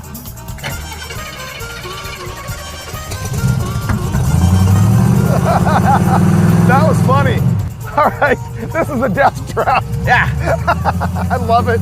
Now that this thing is done and outside, I think it looks way cooler than I was anticipating from seeing it inside the shop for so many days. And that's a good thing, because I suspect that it is way heavier than I want it to be, and I know it's way slower than I want it to be, and we don't have a full nitrous bottle. But we got to hit the road anyway, and tomorrow morning we're either making a windshield happen, or we're getting helmets, or we're getting goggles, or something.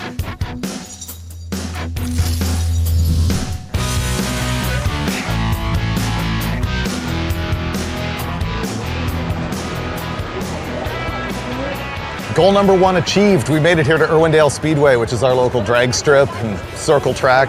We did trailer it out here, and so when we take off, it's gonna be the very first miles we've actually put on the thing. But I brought the Lexan, so we're gonna make a windshield on this thing. We've got all of our friends here who brought their cars out, and we're gonna caravan to Tucson Dragway. Everyone ready for fun?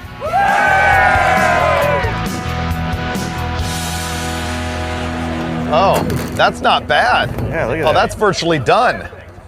It's like a roof. Oh, we can drill holes and zip tie that and we're finished. Zip ties. Ooh, sweet.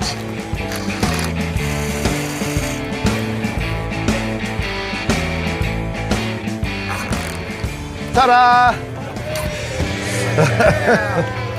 Now we're ready. All right, that's as done as it's gonna get. Who thinks we're gonna make it all the way to Tucson in this thing? No? Who says no way?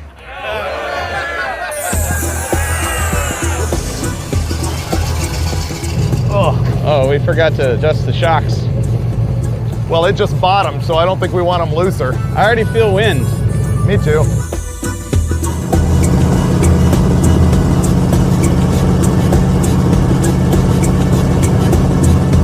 Oh good, there's already a highway patrol.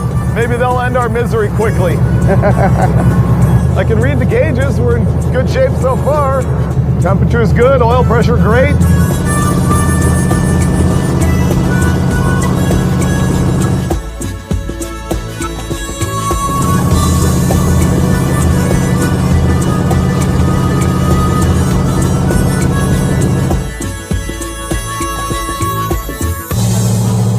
Puking water everywhere. We need to get a radiator cap. It's pouring out. I think at this point it's let out so much water. Yeah, I feel heat. This must be hot back here. Yeah. So we're driving along, having a good old time, enjoying our ugly truckling. Except the truckling wasn't happy. In fact, it was vomiting water everywhere. Emptied half the radiator, actually. The Freiburger decided that our radiator cap was no good, so we bought one of those, and while we were here, I decided we needed somewhere for that water to go when it would vomit. So 1 gallon water jug, a couple of zip ties, and we're back on the road.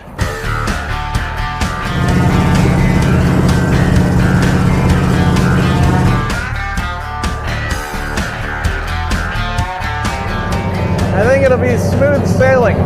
My rearview mirror gauges say yes. All right.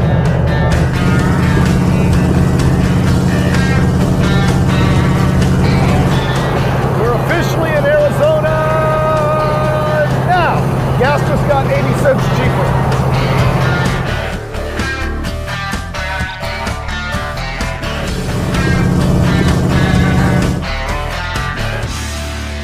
Well, I'm cruising along, it just dies. I think, is the fuel pump dead? It's on. It's just the primary bowl's out of gas. Secondary's got gas. I will fix it. So I'm just driving along and the thing starts to stumble and won't accelerate and dies. So we were either out of gas or getting no fuel for some reason. This looks like a 5/8. Yeah. About the right size? Nope. Actual tools. Which we don't have with us. Because why would you bring tools with you when you have something like this? Well, apparently a fan pulled over and has tools. This 11/16? Yes. All right, ready for gas spurt? Okay. You know what? When I opened that, no fuel came out of it. Let's go to the filter.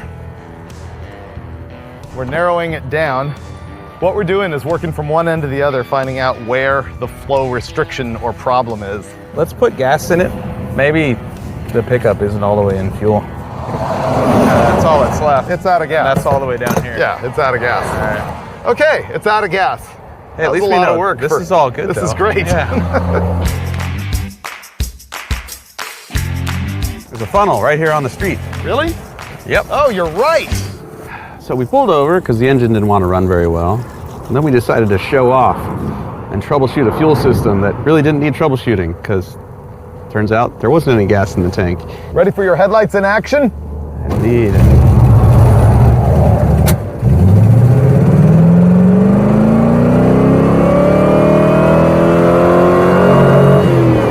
Please don't break it. We're not there yet. All right, next stop, gas station, then Tucson Dragway. Yeah.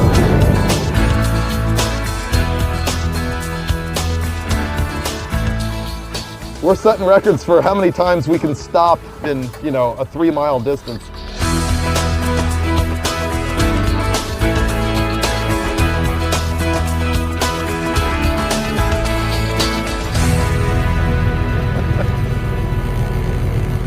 Yo! Hey! Yo! Oh, thank you, thank you. Watch yourself. I'm winning. I have beer. Yeah! Woohoo! Made it! Man. Ready for the victory dance? Ready for beer. So, we finished this thing 24 hours ago, and today we drove 500 miles at 85 miles an hour on drag slicks. We didn't get a ticket, we didn't get arrested, we didn't get dead, and we made it to the zip tie drags. Thanks for coming. Hey everyone, we gotta also thank Lucky Costa and Steve Dulcich who helped us thrash. We built this whole thing in 6 days. And it's a thing of beauty. All right, beer me. Somebody here's gotta have a beer. Where's the bonfire?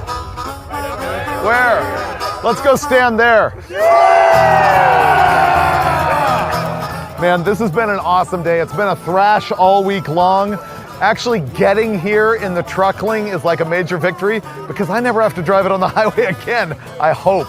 Tomorrow, it's gonna get even better. 4,000 people and some drag racing. We're gonna take that turd down the track ourselves. It's gonna be slow, but I refuse to be disappointed.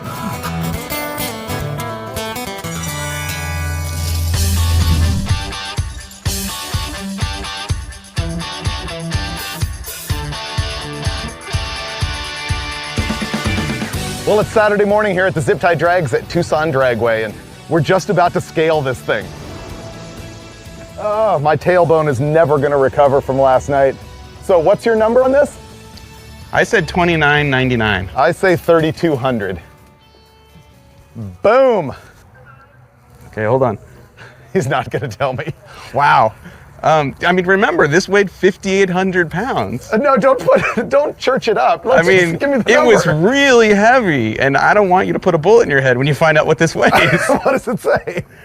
3,566 pounds. Now, I mean, there's a pillow there.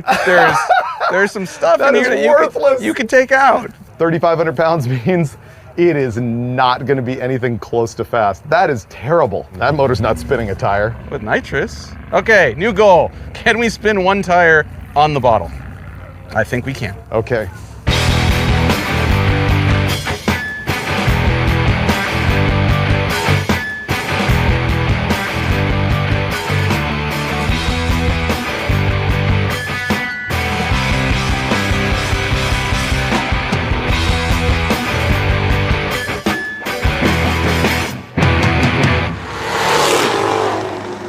Okay, now we find out if it'll do a two-leg burnout. I don't think so. He's giving me a little bit of water.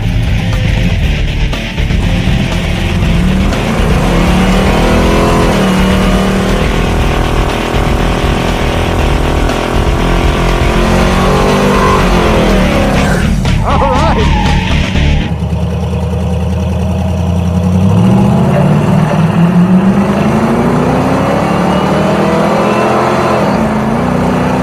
That's not looking good.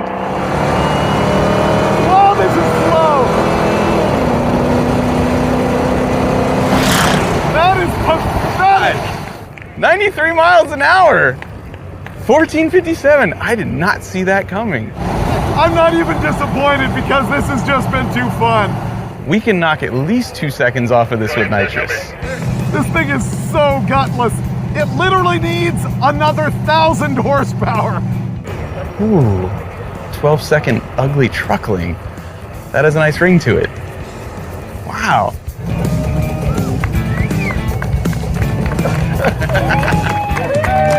All I have to say is it ain't overheating. That's all I got. We win then. Yeah. We win. What'd it do? Oh God, it did way better than we thought it would. Really? 14, Really? 94 miles an hour. 94? Yeah, it could be a 12-second truck. It could be if we just spray it with like a 300 shot. Yeah. Or leave the line with, more RPM. Wow. Well, Yeah. you can't really. Well, we can fix that. Yeah. Nitrous. Yeah.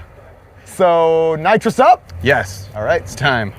We're gonna have to put nitrous on this thing and try again later, but right now, Zip Tie Drags must go on. We're gonna go sign some autographs for some people, see some show cars, get some racing started, and we'll be back.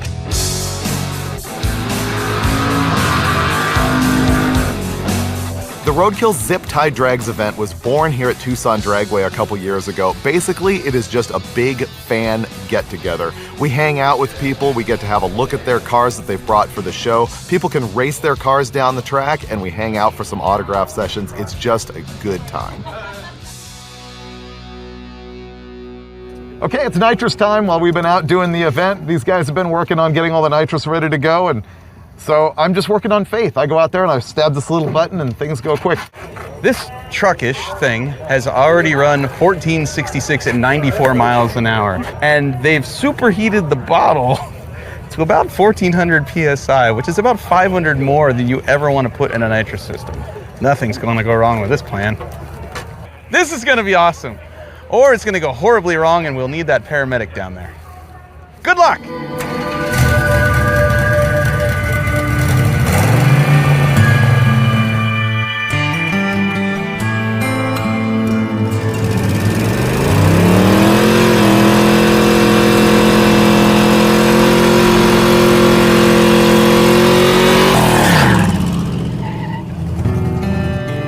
You need to fix the stuck throttle. Okay. I'm going to give it a little more spring here. Don't be nervous, Dave. I'm not. Okay, try it again.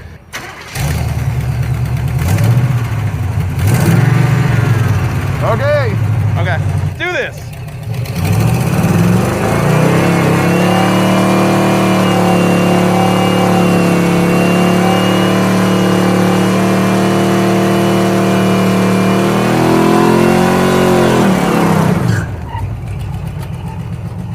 Good, the pressure's down.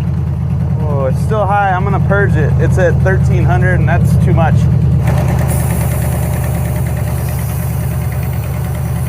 Tell me when it gets to like 11. Okay, Finnegan's purging down the nitrous pressure here because the bottle, which we heated up inside the pilot truck, is actually too hot. Oh yeah, you're good. Okay. All right, nitrous is on. Okay. If this explodes, we should be back here. Here we go. Nitrous pass. Hopefully we can get it in before it rains. I can't believe how packed the grandstands are to watch this pile go down the track. Come on, Truckling. Be a hero.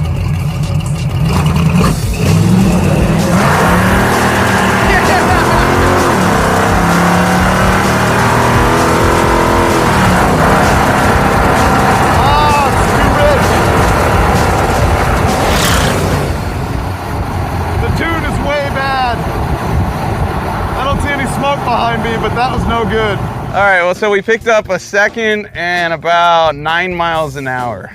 Not stellar. Room for improvement. It just laid over in third. It wouldn't RPM at all. You have enough pressure to go again. Literally was laboring at 4,000 going, oh, kind of like it was way too rich. He went out about 60 feet and hit the button, and when he did, it took off, but it poofed a bunch of black smoke. You could tell it was really fat. So I'm just gonna take some fuel pressure out. I'm guessing it's at like 7 right now. It should probably be closer to 6 or 5.5. So I'm just gonna turn it, like one full turn, and send it back out there again. All right, let's go. Ready? Yep. Anything I need to know? Oh, no, you're fine. I thought so.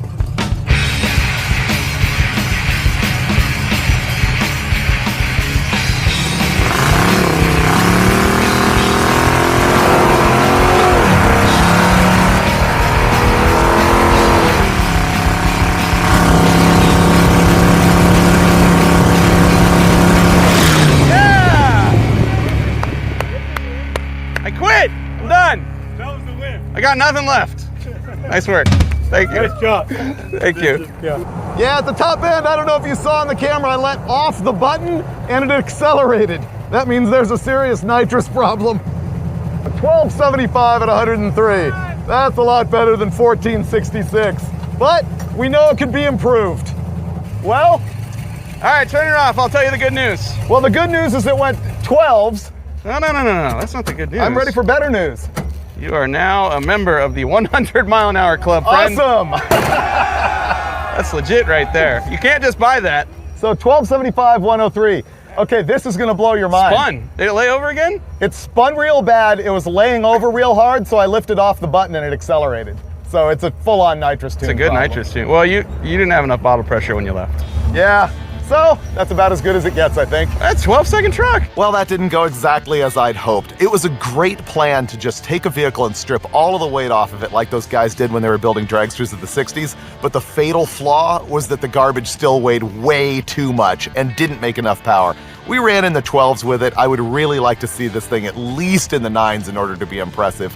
But in typical Roadkill fashion, it was not the result, but the journey. We got to wrench with our friends, hanging out with Lucky and Dulcich. We made a road trip in this crazy thing all the way from LA to Arizona, and we ran it down the track in front of a bunch of fans of the zip tie drags. And I'm gonna go ahead and call that a win, but it'll only get bigger later on. We gotta add some boost to this thing or a different engine or something, because I'm not gonna be happy until it runs in the 9s. And if it does, you will see it in a future episode of Roadkill.